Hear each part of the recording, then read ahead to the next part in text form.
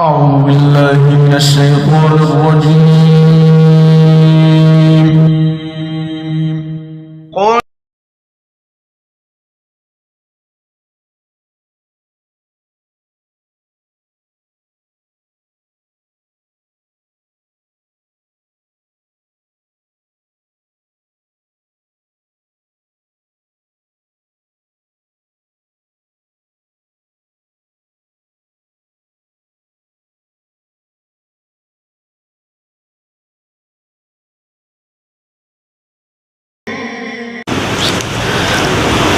السلام عليكم ورحمة الله وبركاته. الحمد لله رب العالمين، والصلاة والسلام على رسوله الأمين، أما بعد. أعوذ بالله من الشيطان الرجيم. بسم الله الرحمن الرحيم. يا أيها الذين آمنوا اتقوا الله حق تقاته ولا تموتن إلا وأنتم مسلمون. يا أيها الناس اتقوا ربكم الذي خلقكم من نفس واحدة وخلق منها زوجها وبث منهما رجالا كثيرا ونساء، واتقوا الله الذي تساءلون به والأرحام إن الله كان عليكم رقيبا. يا أيها الذين آمنوا اتقوا الله وقولوا قولا سديدا يصلح لكم أعمالكم ويغفر لكم ذنوبكم، ومن يطع الله ورسوله فقد فاز فوزا عظيما. قال الله تبارك وتعالى: إنهم فتية آمنوا بربهم فزدناهم هدى وربطنا على قلوبهم إذ قاموا فقالوا ربنا رب السماوات والأرض لن ندعو من دونه إلها. وقال النبي صلى الله عليه وسلم: سبعة يظلهم الله في يوم لا ظل إلا ظله، وذكر منهم شاب نشأ في عبادة الله. الحديث كما قال رسول الله صلى الله عليه وسلم. وعن جندب ابن عبد الله رضي الله عنه قال: كنا غلمانا حزاورة مع رسول الله صلى الله عليه وسلم، فتعلمنا الإيمان قبل القرآن، ثم تعلمنا القرآن فازددنا به إيمانا، وإنكم اليوم تعلمون القرآن قبل الإيمان. رواه الطبراني وابن ماجه وصححه الألباني رحم اللہ الجمیع. تمام تعریفیں، ہر قسم کی بڑائی اور کبریائی، ہر بندگی خواہ و ظاہری ہو کہ باطنی، اس ایک اللہ رب العالمین کے لیے ہے جو ہم سب کا خالق اور مالک ہے اور عبادتوں کے مستحق ہے. وہی سچا معبود ہے. اس کی جتنی تعریف کریں، جس قدر بڑائی بیان کریں وہ کم ہی ہوگی. سبحان اللہ و بحمدہ سبحان اللہ العظیم. درود و سلام ہو اس کے بعد اللہ کے پیارے نبی امام الانبیاء محمد الرسول اللہ صلی اللہ علیہ وسلم کی ذات گرامی پر کہ جنہوں نے اللہ رب العالمین کی طرف سے سونپی گئی ذمہ داری کو کما حقہ ادا کیا، توحید کی دعوت دی، شرک سے منع فرمایا، اللہ کا حق لوگوں کو بتایا، امت کی، اپنی قوم کی، اپنی امت کی اصلاح فرمائی، اور ایک ایسا دین دے گئے جس کی رات بھی دن کی طرح روشن ہے. اللہم صلی علی محمد وعلی آل محمد کما صلیت علی ابراہیم وعلی آل ابراہیم انک حمید مجید. اللہم بارک علی محمد وعلی آل محمد کما بارکت علی ابراہیم وعلی آل ابراہیم انک حمید مجید. اس حمد و صلات کے بعد محترم امیر صاحب حفظہ اللہ، معزز سٹیج پر تشریف فرما علماء کرام، محترم بزرگوں، نوجوان ساتھیوں، پردہ نشین اسلامی ماں اور بہنوں اور عزیز اور پیارے بچوں، آج کے اس پروگرام میں جیسا کہ آپ نے سنا بھی جو کہ ایک کانفرنس ہے جس کا نام اصلاح معاشرہ رکھا گیا ہے، مجھے نوجوانوں کے متعلق ان میں جو بگاڑ ہوتا ہے اور اس کا جو علاج ہے اس موضوع پر گفتگو کرنے کا حکم دیا گیا ہے، اور اس کے لیے میں آپ کی خدمت میں حاضر ہوا ہوں۔ اللہ سے دعا ہے کہ اللہ تعالیٰ مجھے اور آپ کو یہاں اس مقام پر کہی گئی تمام باتوں کو سمجھنے، ان کو یاد رکھنے اور ان پر عمل کرنے کی توفیق عطا فرمائے۔ ایک بنیادی بات کو نہ بھولیں ہم، وہ بات یہ ہے کہ یہ کانفرنس ہے، موضوع ہے اصلاح معاشرہ۔ کیا مقصد ہے کانفرنس کا؟ اللہ جزائے خیر دے ذمہ داروں کو، اللہ جزائے خیر دے منتظمین کو، اللہ جزائے خیر دے جنہوں نے جس قدر اس کانفرنس میں جو ہے تعاون کیا ہے۔ اللہ یہ تو ہم دعا دے رہے ہیں ان کے، اللہ کے یہاں ان کا اجر محفوظ ہے انشاءاللہ، بشرطے کہ دلوں میں اخلاص پایا جائے۔ اللہ تعالی ہم سب کو اخلاص کی توفیق عطا فرمائے۔ ایسی کانفرنسیں منعقد ہوتی ہیں تو اس کا مقصد کیا ہوتا ہے کہ ہم عمل کریں، یہ ہم نہ بھولیں۔ تقریریں ہوتی ہیں، موضوعات دیے جاتے ہیں، اہل علم کو بلایا جاتا ہے، یہ مجھ سے طالب علموں کو بھی بلایا جاتا ہے تاکہ جو ہے ہم اپنے موضوع کو لوگوں کے سامنے بیان کریں، ہم بولیں آپ سنیں، ہم جو بولیں اس پر ہم عمل کریں، آپ جو سنیں آپ اس پر عمل کریں۔ مقصد یہی ہوتا ہے کہ عمل کیا جائے، وہ چیز نہ بھولیں ہم۔ یہ نہیں کہ ہم نے سن لیا، بڑی اچھی لگی تقریر، مختلف موضوعات پر گفتگو ہوئی، مختلف اہل علم نے خطاب فرمایا اور ہم سنیں، ہم نے مزہ لیا اور اٹھے اور چلے گئے، رات گئی بات گئی والا مسئلہ نہیں۔ اللہ جو اصلاح معاشرہ، معاشرے کی اصلاح پر صبح سے جو ہے مختلف تقریریں ہو رہی ہیں اور بھی ہوں گی میرے بھائی۔ تو یہ جو بیان کیا جا رہا ہے اس کے پیچھے مقصد ہم سب کا یہ ہو کہ ہم عمل کریں، کیونکہ اللہ تبارک و تعالیٰ نے عمل کے لیے پیدا کیا ہے۔ اصلاح معاشرہ تو ہم اپنی اصلاح کریں تاکہ عند اللہ ہمارے اعمال قبول ہو، ہم اپنے رب کو راضی کر سکیں، اللہ کے پاس ایسے جائیں کہ وہ ہم سے خوش ہو جائے۔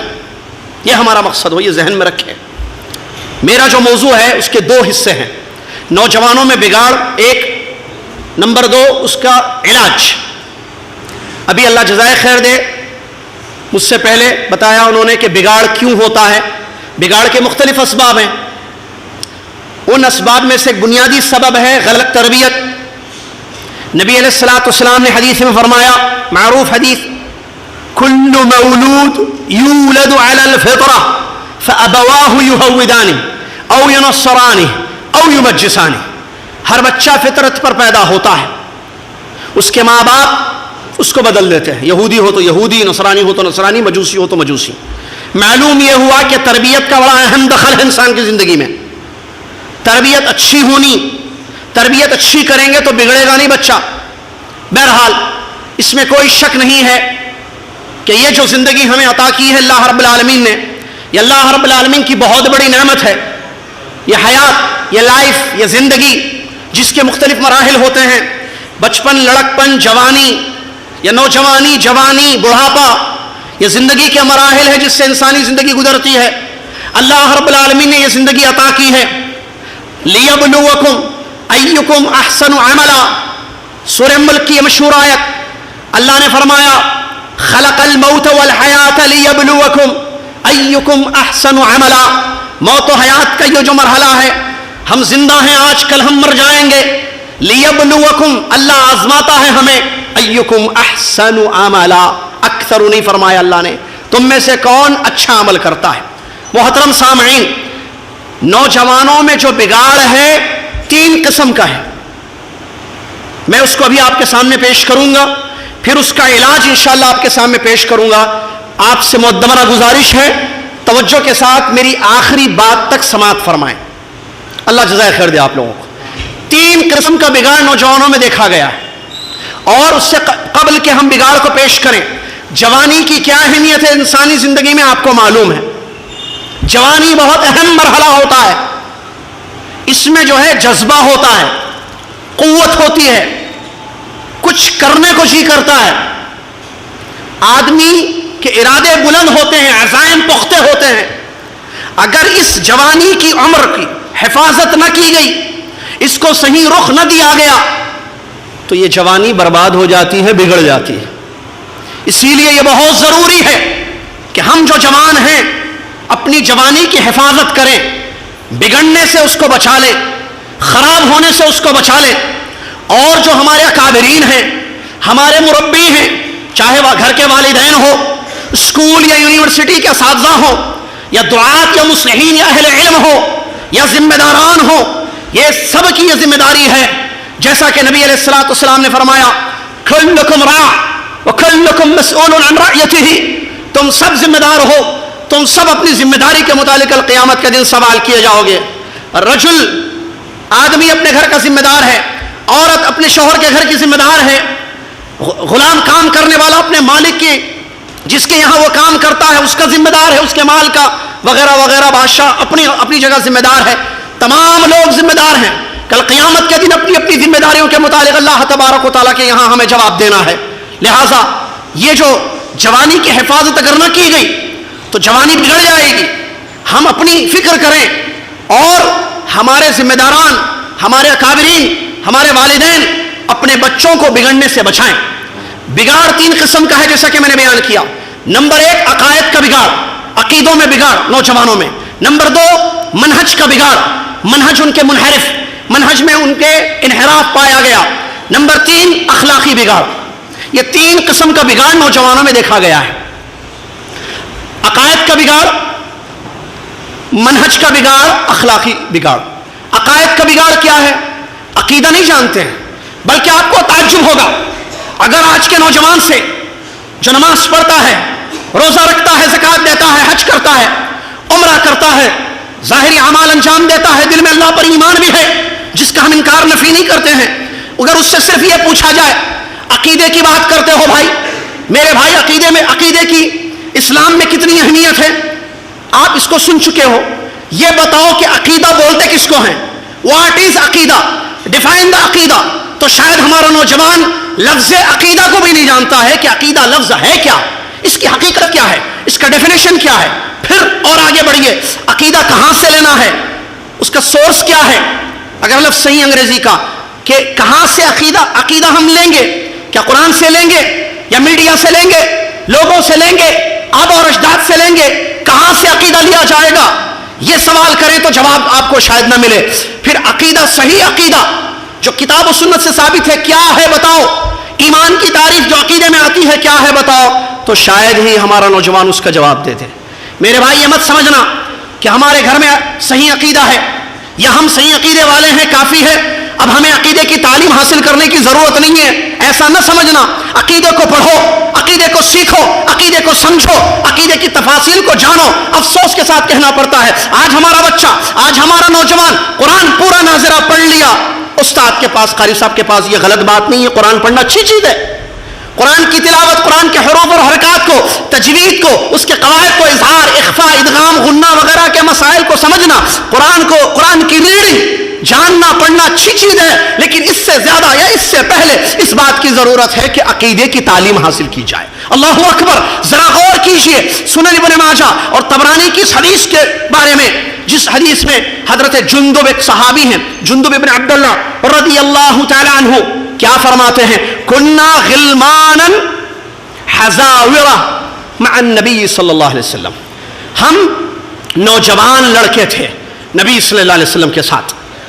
غلمان لڑکے، حزاورا کہتے ہیں جو بلوغت کی عمر ہوتی ہے، بلوغت کی عمر کو جو پہنچتے ہیں اس کو کہتے ہیں حزاورا۔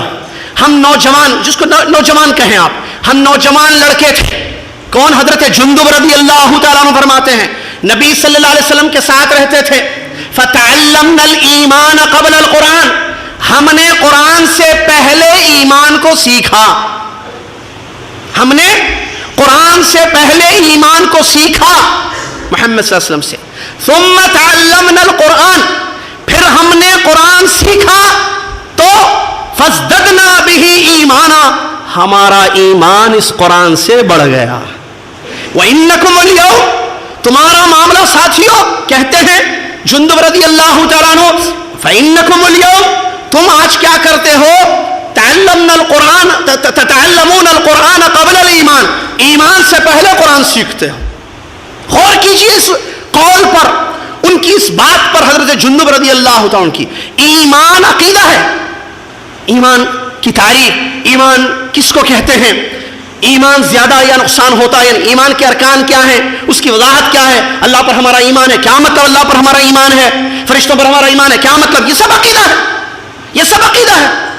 تو یہ قرآن پڑھنے سے پہلے صحابہ نے جوانی کی عمر میں سیکھا، کہتے ہیں ہم جوان تھے، نبی صلی اللہ علیہ وسلم کے ساتھ ہم نے قرآن سے پہلے اس کو سیکھا۔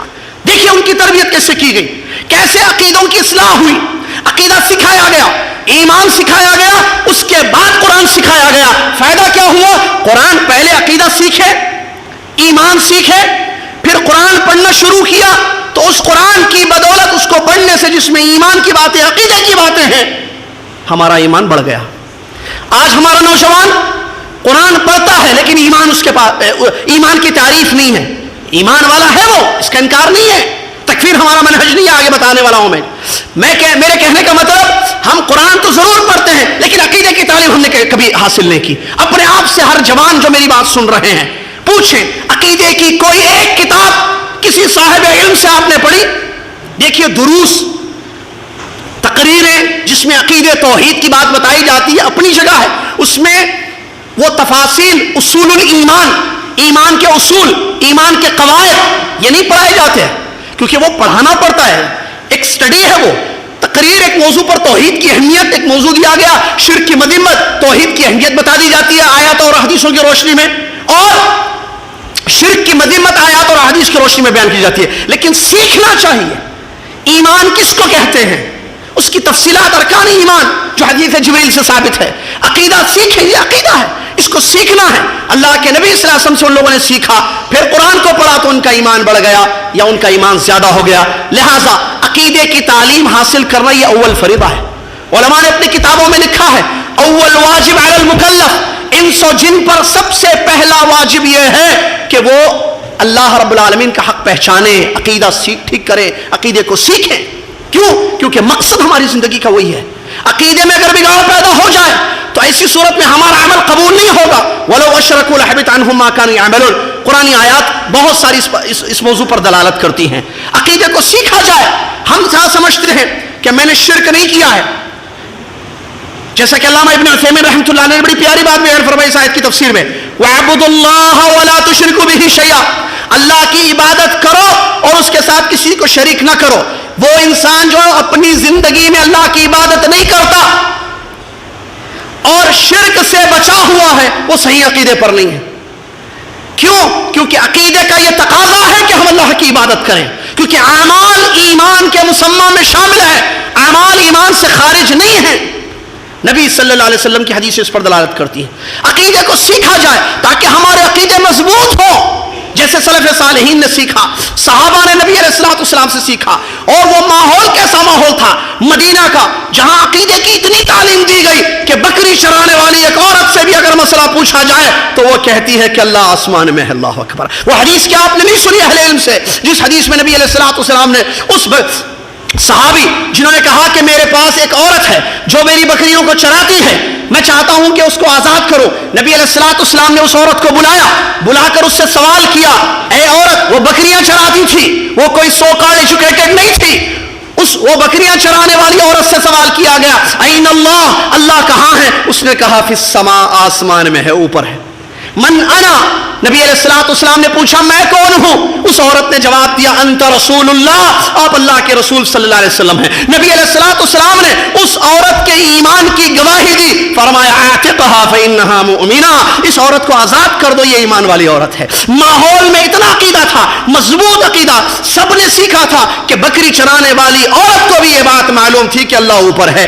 آج ایسا مسئلہ نہیں ہے، آج سیکھنا پڑے گا، آج تعلیم حاصل کرنی پڑے گی عقیدے کی، کیونکہ باطل عقیدے، غلط عقیدے داخل ہو چکے ہیں۔ کتابوں کے ذریعے یا مختلف ذرائع اور وسائل کے ذریعے مسلمانوں میں عقائد کا بگاڑ پایا جاتا ہے، مسلمانوں میں عقیدے کا بگاڑ اور خرابیاں پائی جاتی جاتی ہیں. ایسے ماحول میں, ایسے فتنے کے دور میں جہاں عقیدے کی خرابیاں ہیں, عقیدے میں بگاڑ ہے, ایک نوجوان لڑکا, ایک نوجوان لڑکی, اس کی یہ اول ترین ذمہ داری ہے کہ وہ عقیدے کی تعلیم حاصل کرے, وہ عقیدے کو سیکھے تاکہ اس کا عقیدہ بگڑنے سے بچ جائے. اگر ہمارا عقیدہ مضبوط ہوگا, عمل اس کا تقاضا ہے, اس میں کوئی شک نہیں ہے. جیسا کہ سلف نے کہا, من عرف اللہ لم یعصہ, جس نے اللہ کو پہچانا وہ کبھی گناہ نہیں کرے گا, کبھی اس کو ناراض نہیں کرے گا. جس نے اللہ کی معرفت حاصل کی, جس نے اللہ کو پہچانا, عقیدہ اس کا مضبوط ہوگا, توکل اس کا مضبوط ہوگا, وہ کبھی پریشان نہیں ہوگا, کبھی اپنے آپ کو نافرمانیوں میں نہیں ڈالے گا. کیوں؟ کیونکہ اس کے عقیدے میں یہ بات آئے گی, میرا رب عرش پر علیم ہے, خبیر ہے, سمیع ہے, ہر چیز کو جاننے والا ہے, تو کبھی وہ اپنے رب کو ناراض نہیں کرے گا. بہت سخت ضرورت ہے اس چیز کی. فَاعْلَمْ أَنَّهُ لَا إِلَٰهَ إِلَّا اللَّهُ وَاسْتَغْفِرْ لِذَنبِكَ. قرآنی آیات اس پر دلالت کرتی ہیں. علم حاصل کرو اس بات کا کہ اللہ کے سوا کوئی سچا معبود نہیں ہے, اور اس بات کا بھی علم حاصل, اور اپنے گناہوں سے معافی مانگو. امام بخاری رحمۃ اللہ نے باب باندھا, باب العلم قبل القول والعمل. عقیدے کا علم حاصل کرنا ضروری ہے. لا الہ الا اللہ امتحان لیا گیا اصول ثلاثہ پڑھانے کے بعد. بتاؤ اس سوال کا جواب کیا ہے؟ لا الہ الا اللہ کا معنی اللہ کے سوا کوئی معبود نہیں ہے کس دل کا, اللہ ایک ہے, دو نہیں. لا الہ الا اللہ عقیدہ ہے نا میرے بھائی, ہم سب کا خزانہ ہے, یہ کلمہ ہے لا الہ. اس کا صحیح اردو ترجمہ نہیں معلوم ہے, اس کے تقاضے, اس کی شروط, اس کا حق کیا ہے, یہ آگے کی بات. اس کا صحیح مفہوم نہیں جانتے. لا الہ کیا مطلب, الا اللہ کا کیا مطلب, اس کلمے کے ارکان کیا ہیں, اس کلمے کی شرطیں کیا ہے, اس کلمے کا مفہوم کیا ہے, یہ ہم نہیں جانتے. لہٰذا عقائد میں بگاڑ پایا جاتا ہے, اس میں کوئی شک نہیں ہے. میں بتا رہا تھا وَاعْبُدُوا اللَّهَ وَلَا تُشْرِكُوا بِهِ شَيْئًا, اللہ کی عبادت کرو, اس کے ساتھ کسی کو شریک نہ کرو. ابن عثیمین رحمۃ اللہ علیہ کا فتویٰ ہے, وہ شخص جو اللہ کی عبادت نہیں کرتا, شرک بھی نہیں کرتا, وہ موحد نہیں ہے, اس کا صحیح عقیدہ نہیں ہے. جو اللہ کی عبادت کرتا ہے, جو کرنے کا کہا وَاعْبُدُوا اللَّهَ وَلَا تُشْرِكُوا بِهَا, اور شرک سے اپنے آپ کو بچاتا ہے, ایسی صورت میں یہ صحیح عقیدے والا ہے اور یہ توحید کے تقاضوں کو پورا کرتا ہے. من حقق التوحید دخل الجنہ والا مسئلہ انشاءاللہ. لہذا عقیدے کو سیکھیں. عقیدے میں بگاڑ ہے, اہل علم موجود ہیں, اللہ جزائے خیر دے, ان سے دروس لیں, ان سے کتابیں پڑھیں عقیدے کی. مسئلہ کیا ہے, ہم جو ہے جوانی گزر گئی ہماری, بڑھاپے تک پہنچ گئے. تعجب ہوتا ہے, میں جب غور کرتا ہوں مجھے افسوس ہوتا ہے اس بات کا کہ ایک کتاب پڑھنا نصیب نہیں ہوا. اصول ثلاثہ ایک چھوٹی سی کتاب ہے عقیدے کی, بڑی کتابیں اپنی جگہ ہے. کیا اتنی توفیق نہیں ہوئی ہمارے جوانوں کو کہ اہل علم سے کتاب پڑھیں, اصول ایمان کو سیکھیں, بنیادی چیزوں کو عقیدے کے سیکھیں. نوجوان لڑکیاں ہو یا نوجوان لڑکے ہوں تو یہ بات ذہن میں رکھیں, سب سے پہلا مرحلہ عقیدوں کی پختگی ہے. کیوں؟ کیونکہ عقیدوں میں بگاڑ پایا گیا. میں نے کہا معتزلہ کا عقیدہ آ جاتا ہے, تکفیری عقیدہ آ جاتا ہے, ٹھیک ہے, اور اس کے علاوہ ماتوریدی عقیدہ آ جاتا ہے, مختلف قسم کے عقیدے داخل ہو جائے. جب ایک انسان کے پاس صحیح عقیدہ نہیں ہوگا, اس کو اصول نہیں معلوم ہوگا, وہ قواعد نہیں جانتا ہوگا, صحیح عقیدہ کس کو کہتے ہیں وہ نہیں جانے گا, تو اسی صورت میں حد باتی چیز کو قبول کر لے گا. وہ اس خالی گلاس کے جیسے ہوگا جس میں پانی ڈالے تو پانی, شراب ڈالے تو شراب, اللہ معاف فرمائے. لہٰذا نوجوان میں گزارش کرتا ہوں آپ سے مؤدبانہ کہ آپ عقیدے کو سیکھیں, پڑھیں, اہل علم سے حاصل کریں. اس کے بعد دوسرا جو بگاڑ ہے وہ ہے منہج کا بگاڑ. اللہ اکبر. دوسرا جو خطرناک قسم کا بگاڑ ہے وہ ہے منہج کا بگاڑ. اور اس سے پہلے عقیدے میں کیا ہے, بعض اقوال ایسے ہوتے ہیں جو عقیدے کے خلاف ہوتے ہیں. وہ حدیث آپ کو پتا ہے جس حدیث میں اللہ کے مسلم احمد کی روایت, نبی علیہ الصلوۃ والسلام کے سامنے ایک آدمی نے کیا کہا, ما شاء اللہ وشئت, اللہ اور آپ جو چاہیں وہی ہوتا ہے. کیا کہا اس نے, اللہ اور اللہ کے نبی صلی اللہ علیہ وسلم آپ دونوں جو چاہیں گے وہی ہوگا. پیارے نبی علیہ الصلوۃ, یہ قول عقیدے کے خلاف ہے, غلط عقیدہ ہے, یہ قول غلط ہے. کیا کہا نبی علیہ الصلوۃ والسلام نے کہ تم نے مجھ کو اللہ کے برابر کر دیا. قل ما شاء اللہ وحدہ, کہو اکیلا اللہ جو چاہتا ہے. تو قول اور صحیح کب ہو, قول اور فعل عقیدے کی پختگی ہوگی, تعلیم ہوگی, علم ہوگا, تو اسی صورت میں آدمی غلطیوں سے اپنے آپ کو بچائے گا. لہذا عقیدہ ضرور سیکھے. دوسرا مسئلہ منہج کا بگاڑ. اللہ اکبر. منہج کیا ہے, کل اس پر گفتگو تفصیل سے ہو چکی ہے.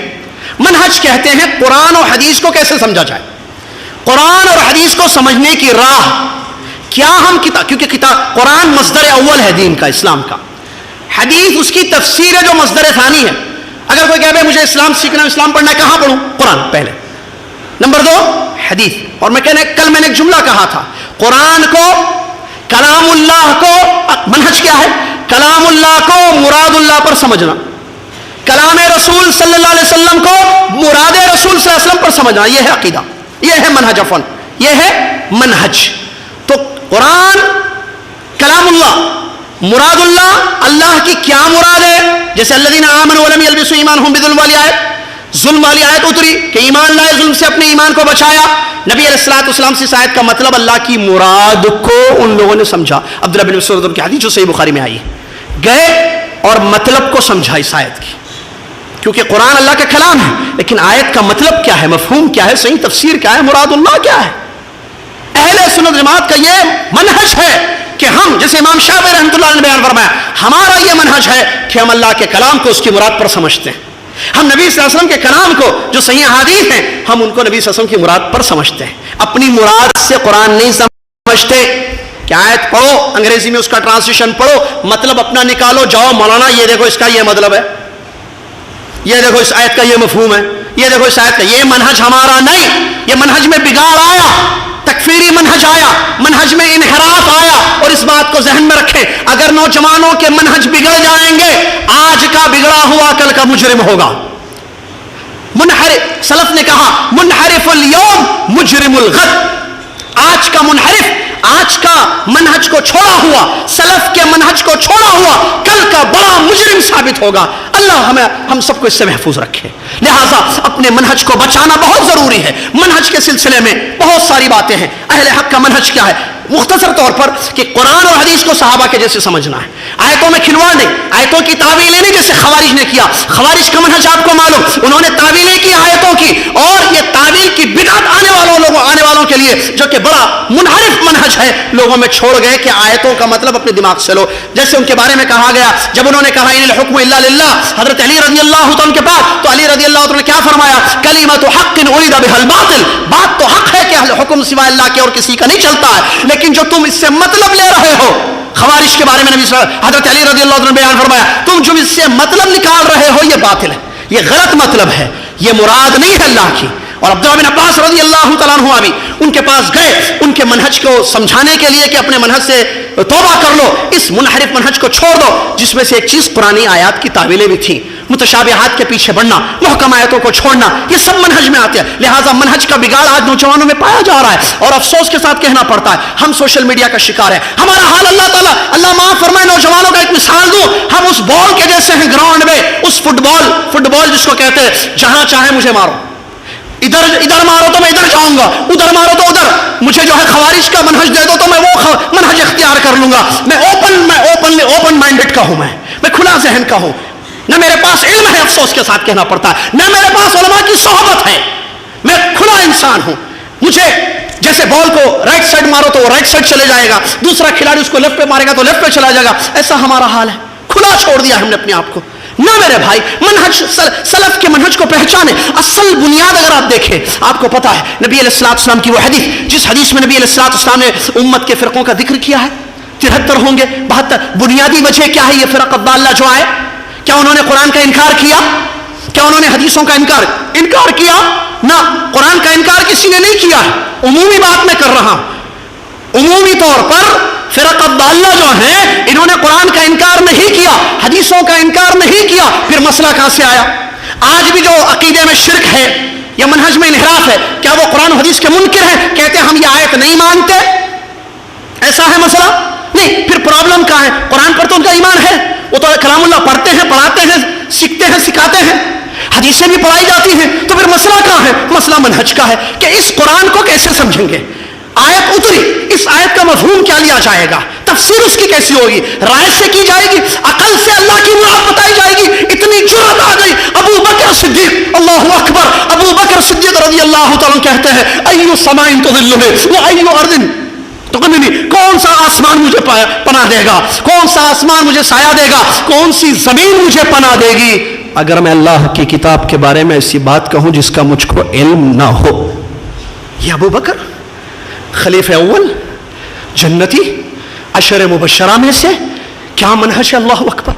یہ وہ کہتے ہیں ہمارا بچہ، ہمارا نوجوان آج قرآن سے کھلواڑ کرتا ہے، آیتوں کا مفہوم ایسے پیش کرتا ہے، تفسیر ایسی لیتا ہے جو تفسیر نہیں ہے اس کی، سلف نے کبھی کسی سلف نے اس قول کو نہیں بتایا ہے، ایسی نئی نئی باتیں پیش کرتا ہے، حدیثوں کا مفہوم الٹ پلٹ کرتا ہے، حدیث کا مفہوم کچھ اور ہے جو سلف کے یہاں موجود ہے، اہل علم نے اہل السلف نے اس کو بتایا ہے، اس نے کوئی ایک نئی بات کہہ دی تاکہ لوگوں کی توجہ ہو جائے، پتہ نہیں کیا کیا اس کے اسباب ہوتے ہیں۔ اللہ ہدایت دے ان لوگوں کو، لہٰذا اپنے منہج کو بچائیں میرے بھائی۔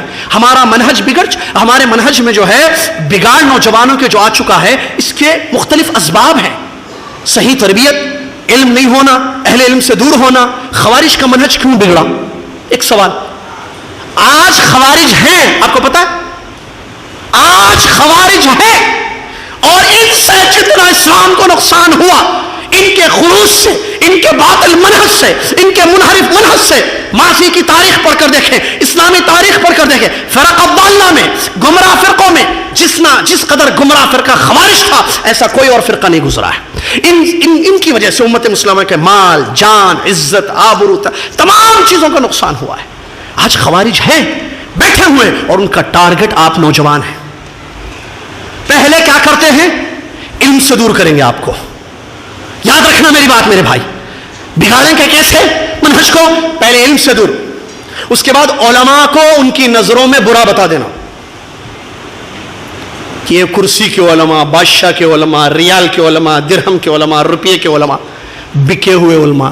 اعوذ باللہ، اللہ کہتا ہے والذین اوتوا العلم درجات، تمہارے پاس یہ درجہ ہے اس کا۔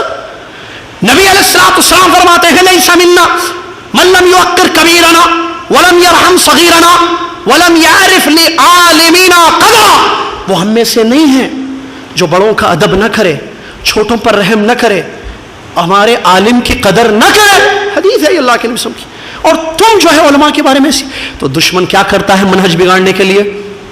نوجوانوں کو میڈیا سے ٹارگٹ کرتا ہے، کیونکہ آج میڈیا کا دور ہے، آدمی لڑکا لگا ہوا ہے، ارے جاؤ شیخ کے درس میں جاؤ، علماء کے دروس ہوتے ہیں، جاؤ بیٹھو مسجد میں، نہیں، کمپیوٹر پہ لگا ہوا ہے، آپ جو بھیجو وہ لینے کے لیے تیار ہے، آپ تک خوارج کا منہج بھیجو وہ لینے کے لیے تیار ہے۔ خوارج کیوں بگڑے؟ کیا وہ قرآن نہیں پڑھتے تھے، آیتیں نہیں پڑھتے تھے، حدیثیں نہیں معلوم تھیں؟ مسئلہ کیا تھا ان کا؟ تفقہ کی کمی، علم کی کمی، اہل علم سے دوری۔ دیکھیے منہج کا بگاڑ کیسے آیا ان کے اندر۔ ان کے زمانے میں بڑے بڑے صحابہ موجود ہیں، علی رضی اللہ تعالی، عبداللہ بن عباس رضی اللہ تعالی حبر العمہ، اللہ اکبر، اور عمرو بن عاص رضی اللہ تعالی، کبار علماء، بڑے بڑے علماء جو وحی کا علم رکھتے ہیں، کتاب و سنت جانتے ہیں، سمجھتے ہیں، سلیم منہج کے، بڑے صاف دل والے، نبی صلی اللہ علیہ وسلم کی صحبت جن کو نصیب ہوئی، نبی علیہ السلام سے جنہوں نے قرآن کو سمجھا، نبی علیہ السلام سے جنہوں نے حدیثوں کو سمجھا، جیسا کہ وہ صحابہ کا قول ہے، ہم نبی صلی اللہ علیہ وسلم سے 10 آیتیں پڑھتے تھے، اس کو سمجھتے تھے، اس کو سیکھتے تھے، اس پر عمل کرتے تھے، اور اس کے بعد اگلی آیتوں کو پڑھتے تھے۔ یہ ان کا حال تھا۔ ایسے صحابہ موجود ہیں، ان کی زندگیاں موجود ہیں۔ ان خوارج نے کیا کیا؟ اپنے آپ کو دور رکھا، ان اہل علم سے مستفید نہیں ہوئے، منہج ان کا بگڑ گیا، علم کی کمی، علماء سے دوری، قرآن کی تعویلیں، دماغ سے آیتوں کی تعویلیں کی، آیتوں کا مفہوم بگاڑ دیا، یہ غلط خطرناک قسم کا منہج، اور ولی الامر کے خلاف، حاکم وقت کے خلاف، خلیفہ وقت کے خلاف، بادشاہ وقت کے خلاف، منکرات کو دور کرنے کی نیت سے، منکرات کو دور کرنے کی نیت سے ان کے خلاف بغاوت کی گئی۔ بغاوت کا منہج انہوں نے آگے والوں کے لیے چھوڑ دیا۔ آج ہمارا نوجوان اسی کا شکار ہے، یہ منہج کا بگاڑ ہے۔ وہ سمجھتا بادشاہ پہ دے گا۔ حالت کیا ہے؟ وہ بولتا ہے بادشاہ ہے ہی نہیں اسلام میں۔ دیکھیے اس کا حال کیا، اسلام میں کوئی بادشاہ تو شاید نہیں ہے۔ دوسری چیز، برائی کو معاشرے سے، اسلامی معاشرہ موضوع ہے نا، معاشرے سے برائی کو ہٹانا ہے، ٹھیک ہے بھائی ہٹانا ہے۔ اس کا انکار ہے کہ معاشرے میں بھائی معاشرہ سوسائٹی پاک ہو، بھائی جرائم، گناہ، خرابیاں نہ ہو، ہر آدمی کو اس کا حق ملے، ظلم نہ ہو کسی پر۔ یہ اسلامی تعلیمات ہے یا نہیں ہے؟ ہے۔ اور اسلام میں کیا یہ نہیں ہے کہ منکر کو ہٹانا؟ کنتم خیر امۃ اخرجت للناس تأمرون بالمعروف وتنہون عن المنکر وتؤمنون باللہ، ہے نا یہ بھی آیت کہ امر بالمعروف ونہی عن المنکر یہ امت کا فریضہ ہے۔ حدیث موجود ہے من رأى منکم منکرا فلیغیرہ بیدی فإن لم يستطع فبلسانی فإن لم يستطع فبقلبی وذلك اضعف الایمان کما قال رسول اللہ صلی اللہ علیہ وسلم. حدیث موجود ہے یہ. لیکن انکار منکر کیسے ہوگا؟ منہج کیا ہے اس میں؟ سلف صالحین نے کیا منہج پیش کیا ہے؟ یہ اس سے واقف نہیں، جس کی وجہ سے بگڑ جائے. وہ سمجھتا ہے بغاوت کے ذریعے خروج، جس کو کہتے ہیں خوارج کو خوارج کیوں کہا گیا؟ کیونکہ خروج ان کا منہج تھا. حاکم وقت، بادشاہ وقت، خلیفہ وقت میں کوئی برائی دیکھو تو خروج کر کے اس کو ہٹاؤ اس کو گدی سے نکالو. یہ ان کا منہج تھا. یہ سلف کا منہج نہیں ہے. یہ منہج کا بگاڑ ہے جو آج نوجوانوں میں پھیلایا جاتا ہے میڈیا کے ذریعے. بادشاہوں کو برا قرار دیا جاتا ہے اور ان کے خلاف بغاوت کی تعلیم دی جاتی ہے. علماء کی ناقدری کرتے ہوئے نعوذ باللہ من ذلک. یہ بگاڑ آیا، یہ خوارج کا بگاڑ تھا. خروج کیا ان لوگوں نے. اور آپ کو معلوم ہے ان کا جو سلسلہ شروع ہوا، وہ بخاری کی حدیث جانتے ہیں آپ، بات لمبی ہو جائے گی. جہاں سے نبی علیہ السلام جو مال غنیمت تقسیم کر رہے تھے، آیا وہ ذو الخویصرہ والا مسئلہ، جس نے آ کر کہا عیدل یا محمد. لسانی خروج کیا تھا، کیونکہ خروج دو قسم کا، بغاوت دو قسم کی ہوتی ہے. ایک لسان زبان سے ہوتی ہے، ایک ہاتھ کے تلوار سے ہوتی ہے. اس نے زبان سے ابتدا کی تھی، یہ بنیاد ڈالی تھی خروج کی. اس نے کہا انصاف کیجئے نبی محمد صلی اللہ علیہ وسلم. نبی علیہ السلام نے کہا اگر میں نہیں تو پھر کس سے امید کرتے ہو انصاف کی؟ پھر نبی علیہ السلام نے جو حدیث بیان فرمایا مشہور، ان کے اوصاف، ان کے صفات بیان کی ہے. اور یہ بات یاد رکھنا، ان خوارج کے جو اوصاف صحیح حدیث سے ثابت ہیں، ان میں ایک صفت کیا ہے؟ حدثاء الاسنان، نوجوان ہوں گے وہ، سفہاء الاحلام، کم عقل، دماغ نہیں، صرف جذبہ. خالی جذبہ کام کا نہیں بھائی. جذبہ اچھی چیز ہے، ویری گڈ. آپ دین کا کام کرنا چاہتے ہیں، بہت اچھی بات ہے. آپ کچھ اصلاح کرنا چاہتے ہیں، آپ ٹھیک کرنا چاہتے ہیں، بہت اچھی بات ہے. طریقہ، وے، منہج، اسلوب دعویٰ کیا ہوگا؟ سلف صالحین نے آپ کے لیے چھوڑا ہے. وہ کوئی چیز انہوں نے باقی نہیں رکھی، کوئی چیز انہوں نے چھوڑی نہیں. انہوں نے بتایا ہے انکار منکر کے مراتب ہیں. ہاتھ سے کیسے انکار کیا جائے گا؟ زبان سے کون انکار کریں گے؟ ہاتھ سے کرنا کس کا کام ہے؟ دل سے کون کریں گے؟ یہ سب اصول ہیں، یہ علم حاصل کرنا پڑے گا. سلف کا منہج کیا ہے اس سلسلے میں، تاکہ ہم اس منہج پر قائم رہیں. جب ہمیں صحیح منہج معلوم نہیں ہوگا تو ہم ہر باطل منہج جو ہمارے پاس آئے گا اس کو کھلے ذہن سے یا کہیں کھلے ہاتھوں سے اس کو ایکسپٹ کرنے کے لیے تیار ہو جائیں گے. اور یہی ہو رہا ہے آج. نوجوانوں کے منہج میں بگاڑ کیوں آ رہا ہے؟ کیونکہ وہ صحیح منہج ان کا سلیم منہج، سلف کا منہج نہیں پتا. ان کو ایک ہی بات معلوم ہے، دین دو چیزوں کا نام ہے، ایک اللہ کی کتاب، دوسری نبی صلی اللہ علیہ وسلم کی حدیث. کیسے سمجھنا ہے ان دونوں کو؟ کیسے اس سے استدلال لینا ہے؟ آیتوں سے دلیل کیسے لینی ہے؟ حدیثوں سے دلیل کیسے لینی ہے؟ کیا متشابہ آیتوں کو پکڑ کر محکم آیتوں کو چھوڑنا ہوگا؟ آیتوں کا مفہوم مطلب کیا ہے؟ حدیثوں کا مفہوم مطلب کیا ہے؟ یہ کہاں سے آیا؟ یہاں دروازہ کھول دیا گیا. یہ منہج کا بگاڑ ہے. اسی طریقے سے تکفیری منہج، نعوذ باللہ من ذلک، منہج کا بگاڑ ہے. کیسے کہ شرک کی مذمت، کفر کی مذمت قرآن و حدیث سے ثابت ہے. اگر کوئی انسان کو دیکھ رہے ہیں وہ شرک کا کام کر رہا ہے، چھٹ سے اس پر فتویٰ لگانا کہ یہ مشرک ہے. اگر کسی نے کفریہ قول بکا، نہیں پتا کہ وہ جاہل تھا، حجت اس پر قائم ہوئی، کوئی موانع تھے، نہیں پتا کچھ بھی، چھٹ سے اس پر فتویٰ لگانا کہ یہ کافر ہے. یہ منہج ہے تکفیری منہج. فلاں کافر، فلاں کافر، فلاں مشرک، فلاں مشرک. یہ منہج کہاں سے آ گیا؟ اہل باطل کی طرف سے آیا ہے. لہٰذا یہ بگاڑ ہے بہت بڑا. نبی صلی اللہ علیہ وسلم کی وہ حدیث کیا ہم نے نہیں پڑھی؟ جس حدیث شریف میں نبی علیہ السلام نے بیان فرمایا، اگر آدمی اپنے بھائی کو کافر یا مشرک کہتا ہے، اپنے بھائی کو کافر یا مشرک کہتا ہے، اگر وہ اللہ کے نزدیک ہے تو ٹھیک ہے، ورنہ الفتویٰ لوٹ کر اس کے پاس الا رجعت علیہ، اس کی طرف آ جائے گا، وہ خود کافر یا مشرک ہو جائے گا. اللہ سے ڈرنا ہے. شیخ الاسلام ابن تیمیہ کے مسائل پڑھیے تکفیر کو لے کر، کیسے زبردست اقوال ہیں، کیسے ان کے اقوال ہیں، کیسے ان کے واقعات ہیں، کیسے انہوں نے ایک اچھا منہج دیا ہے. امام احمد رحمۃ اللہ علیہ کا واقعہ جو کلمہ مسجد میں وہ بتا کر آیا، آپ میں سے شاید بعض لوگ موجود نہیں تھے، میں یہ سنا دوں اس کو. امام احمد رحمۃ اللہ علیہ کے دور میں ایک خطرناک فتنہ اٹھا، خلق قرآن کا فتنہ. بادشاہ نے کہا کہ قرآن مخلوق ہے، لوگوں نے کہا نہیں قرآن مخلوق نہیں. امام احمد رحمۃ اللہ علیہ کے پاس بات گئی. امام احمد بن حنبل رحمۃ اللہ علیہ سے فتویٰ لیا گیا، بولو فتویٰ دے دو کہ قرآن مخلوق ہے. انہوں نے کہا کہ نہیں قرآن اللہ کا کلام ہے، مخلوق نہیں ہے. کہا نہیں بادشاہ بول رہے، بولو. ارے نہیں بھائی نہیں ہے، مارو. ظلم کیا گیا، جیل میں ڈالا گیا، برداشت کیا. دیکھیے ظلم ہو رہا ہے، ایک باطل قول کہلانے کے لیے تشدد ہو رہا ہے، مارا جا رہا ہے. وہ جو مارنے والا تھا اس نے یہ کہا ارے یہ امام احمد رحمۃ اللہ علیہ اتنا مارتا ہوں کوڑوں سے، اگر مضبوط ہاتھیوں پر یہ کوڑے برسائے جائیں وہ مضبوط ہاتھی مر جائیں گے. یہ امام احمد رحمۃ اللہ علیہ کیوں نہیں بول دیتے جو بولنے کے لیے کہا جا رہا ہے؟ ایک ہی بات کہتے، کیسا منہج دے کر گئے. میرے نوجوانوں، میرے نوجوان بھائیوں، میری نوجوان ماں اور بہنوں، اللہ سے ڈریں، اپنے منہج کی سلامتی کی دعا کریں. منہج بہت قربانیاں دے کر ہم تک پہنچایا گیا. امام احمد رحمۃ اللہ علیہ کو مار مار کر یہ کہا جاتا ایک بات بول دو بس، قرآن مخلوق ہے. انہوں نے کہا ایتونی شیئا من کتاب اللہ او من سنت رسول اللہ حتی اقول به. ارے کوئی قرآن کی آیت لے کر آؤ، نبی صلی اللہ علیہ وسلم کی کوئی حدیث لے کر آؤ کہ میں کہوں کہ قرآن مخلوق ہے. نہ قرآن سے ثابت ہے، نہ حدیث سے ثابت ہے، بلکہ کتاب و سنت سے یہ مسئلہ ثابت ہے کہ قرآن کلام اللہ ہے، مخلوق نہیں ہے. مارا گیا. یہ تو وہ تھے نا جو بڑے عالم تھے اس دور میں، اور بھی علماء تھے، ان کے شاگرد تھے، طلبہ تھے، ان کو بھی مارا جاتا. وہ آتے ملنے کہتے بادشاہ بہت مارتا ہے، کیا کہنا، خروج کر لیں، اس کے خلاف آواز اٹھا دیں؟ کہا نہیں، صبر کرو. کیا کہا؟ صبر کرو، انشاءاللہ فتنہ ختم ہوگا. فتنہ ختم ہوا کہ نہیں ہوا؟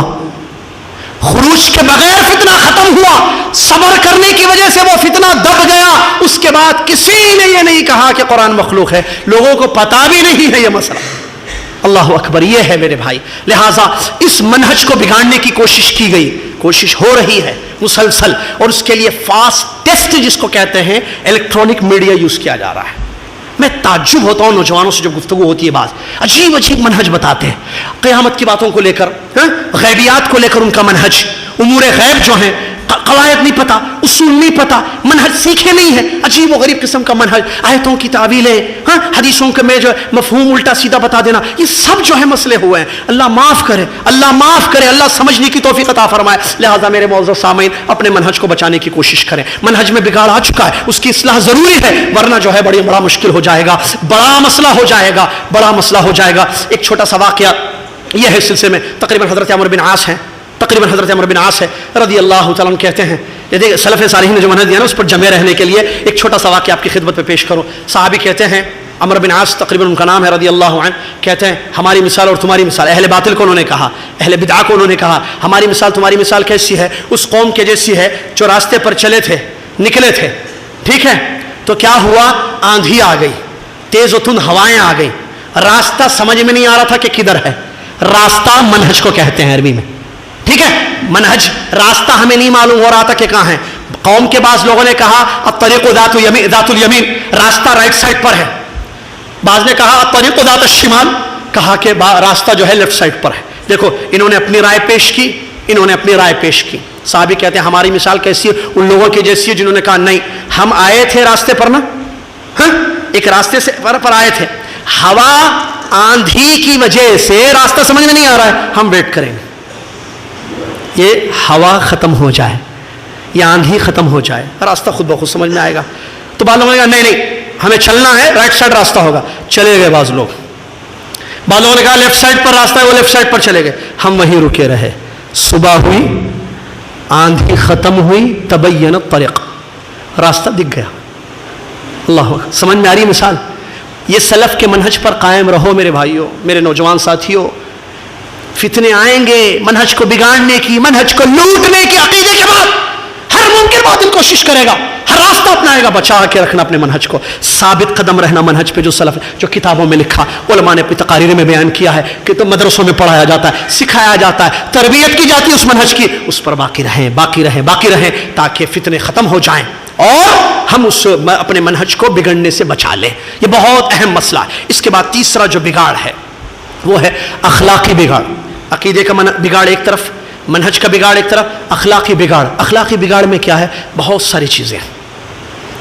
نمبر ایک چیز اخلاقی بگاڑ میں حقوق ادا نہیں کیے جاتے. اخلاقی بگاڑ ہے حقوق، بادشاہ کے حقوق، ٹھیک ہے، علماء کے حقوق، والدین کے، امی کے حقوق، ابا کے حقوق، شوہر کے حقوق، بیوی کے حقوق، بچوں کے حقوق، رشتہ داروں کے حقوق، پڑوسیوں کے حقوق، عامۃ المسلمین کے حقوق، جانوروں کے حقوق وغیرہ، جس کی تفصیلات ہیں. یہ بگاڑ اخلاق میں کہ گالیاں نعوذ باللہ بکی جاتی ہیں، حقوق ظلم کیا جاتا ہے، ایک دوسرے پر ظلم ہوتا ہے، ٹھیک ہے، بادشاہ کا جو ہے بادشاہ کا حق نہیں ادا کیا جاتا ہے. امام احمد رحمۃ اللہ نے بیان فرمایا لو کانت لی دعوت مستجابہ لجعلت للسلطان، اگر مجھے پتا ہو جائے کہ ایک دعا اللہ میری ضرور قبول کرے گا تو وہ پوری دعا میں بادشاہ کے لیے کرتا. اللہ، بادشاہ کے حقوق ہیں، ہم اس پر ظلم کریں گے، یہ اخلاقی بگاڑ ہے نعوذ باللہ من ذالک. اسی طریقے سے والدین، علماء، ان کا مقام، یہ ساری چیزیں. اس کے علاوہ کیا ہے اخلاقی بگاڑ میں؟ بڑوں کا ادب ختم ہے، نعوذ باللہ من ذالک. بڑے چاہے اپنے ہوں یا لوگوں کے ہوں، بے ادب بڑوں کے ساتھ. جو بوڑھے لوگ ہیں، بوڑھی عورتیں ہیں، ٹھیک ہے، ہم سے بڑے ہیں جو عمر میں، آپ کو پتہ ہے یہ اخلاقی بہت بڑا بگاڑ ہے. بچوں کا ماں باپ کے ساتھ جو ان کے بڑے ہیں ان کے ساتھ رویہ کیسے ہے، کیسی گفتگو ہے، اخلاق بچوں کے کیسے ہے، کیسی گفتگو کی جاتی ہے، ڈانٹ پھٹکار، ان کو نیچا کرنا، ان سے جو ہے غلط زبان سے استعمال، ان کو نعوذ باللہ بعض تو گالیاں بھی دیتے ہیں. یہ اخلاقی بگاڑ ہے، نعوذ باللہ من ذالک. نوجوان وہ سمجھتا ہے میں جوان ہوں، ابا بڈھے ہیں ان کو کچھ بھی نہیں پتا، ابا بڈھے ہو گئے ہیں، بوڑھے ابا کو کچھ نہیں پتا. یہ جوان سمجھتا ہے کہ میں بہت زیادہ علم اور نالج رکھتا ہوں دنیا کی، یہ پرانے خیالات کے میرے ابا ہے، ان کے ساتھ اس کا رویہ خراب ہے. اور قرآن کہتا ہے وَقَضَىٰ رَبُّكَ أَلَّا تَعْبُدُوا إِلَّا إِيَّاهُ وَبِالْوَالِدَيْنِ إِحْسَانًا إِمَّا يَبْلُغَنَّ عِندَكَ الْكِبَرَ أَحَدُهُمَا أَوْ كِلَاهُمَا فَلَا تَقُل لَّهُمَا أُفٍّ وَلَا تَنْهَرْهُمَا وَقُل لَّهُمَا قَوْلًا كَرِيمًا وَاخْفِضْ لَهُمَا جَنَاحَ الذُّلِّ مِنَ الرَّحْمَةِ وَقُل رَّبِّ ارْحَمْهُمَا كَمَا رَبَّيَانِي صَغِيرًا. یہ قرآن مجید کی وہ آیتیں ہیں جو تا قیامت تلاوت کی جائیں گی. کہاں ہیں ہمارے نوجوان، کہاں ہیں ان کے اخلاق؟ اس آیتوں کی روشنی میں اچھے اخلاق کیوں نہیں ہے اپنے ماں باپ کے ساتھ ان کے؟ کیا ان آیتوں کا مفہوم ہے یا ترجمہ؟ اللہ کا یہ حکم ہے کہ اللہ کے سوا کسی کی عبادت نہیں کی جائے گی، جو اس کا حق ہے. اس کے فوراً بعد اللہ نے ماں باپ کے حقوق کو ذکر کیا. ماں باپ کے ساتھ حسن سلوک اختیار کرو. نوجوان لڑکیاں، میری ماں اور بہنیں بھی میری بات سن رہی ہیں، ماں باپ کے ساتھ اپنے رویے کو، غلط اخلاق کو ترک کر دیا جائے. یہ بگاڑ ہے اخلاق کا، نعوذ باللہ من ذالک. ان کے ساتھ گفتگو صحیح نہیں کی جاتی ہے، بیہیویئر جس کو کہتے ہیں صحیح نہیں ہے، رویہ صحیح نہیں ہے، طور طریقہ ان کے ساتھ صحیح نہیں ہے، نعوذ باللہ من ذالک. اور اللہ رب العالمین یہاں یہ حکم دیتا ہے اپنے ایمان والوں کو، اپنے بندوں کو اس بات کا حکم دیتا ہے کہ ماں باپ کے ساتھ حسن سلوک کرنا. اگر وہ تمہارے پاس دونوں میں سے کوئی ایک یا دونوں، علماء نے تفسیر میں لکھا ہے تمہارے پاس، عندکا کا مطلب بوڑھے ماں باپ کو اپنے ساتھ رکھنا ہے. کیونکہ پاس کا مطلب کیا، عندکا کا. ایسے نہیں کہ بوڑھے، کیونکہ ان کی ضرورت ہوتی ہے. نوجوان لڑکے لڑکیاں ہیں، ان کی اپنے بوڑھے ماں باپ کی خدمت کرنی پڑتی ہے، ضرورت ہوتی ہے. اگر دور رہیں گے تو ان کی دیکھ بھال، ان کا خیال کون کرے گا؟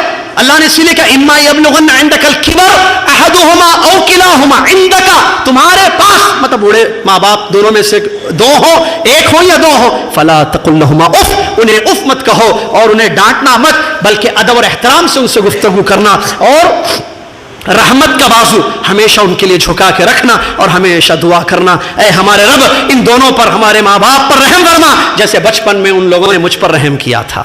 یہ آیتیں ہیں میرے بھائی قرآن مجید کی. نوجوانوں میں بگاڑ اخلاق کیا ہے، ان کو قرآن کی تعلیم نہیں دی گئی ہے، گھر کا ماحول صحیح نہیں، کالج کا، یہ آیتیں ان کو پتہ ہی نہیں ہے، ماں باپ کے حقوق ان کو نہیں پتہ. لہٰذا یہ بہت بڑا اخلاقی بگاڑ ہے، ماں باپ کا حق. اور اسی طریقے سے بڑوں کے بارے میں، چاہے بڑوں میں ماں باپ ہوں یا دوسرے ہوں، آپ کو پتہ ہے نبی علیہ الصلوۃ والسلام کی حدیث، آپ نے فرمایا ان من اجلال اللہ تعالی اکرام ذی الشیبۃ المسلم. صحیح حدیث ہے، نبی علیہ الصلوۃ والسلام نے فرمایا کہ اللہ رب العالمین کے اجلال میں، اللہ اکبر، دیکھیے اللہ رب العالمین کے اجلال میں بوڑھے ماں باپ، بوڑھے مسلمانوں کی عزت اور احترام ہے. اللہ کے اجلال میں ہے یہ، اللہ اکبر، کہ ہم جو بوڑھے مسلمان ہیں ان کی عزت، ان کی توقیر کریں، ان کا ادب اور احترام کریں.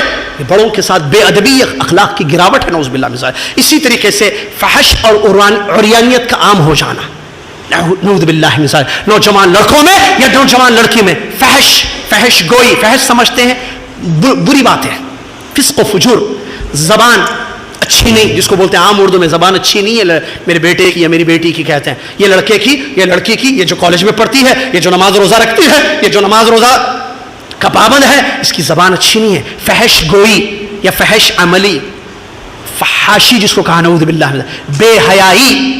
قرآن میں اللہ تعالیٰ نے بیان تمشی علی استحیاء، جب موسیٰ علیہ السلام کو بلانے کے لیے بچی گئی تھی، قرآن پڑھیے واقعہ، اللہ تمشی علی استحیاء، اس کی چال میں حیا تھی. اللہ اکبر.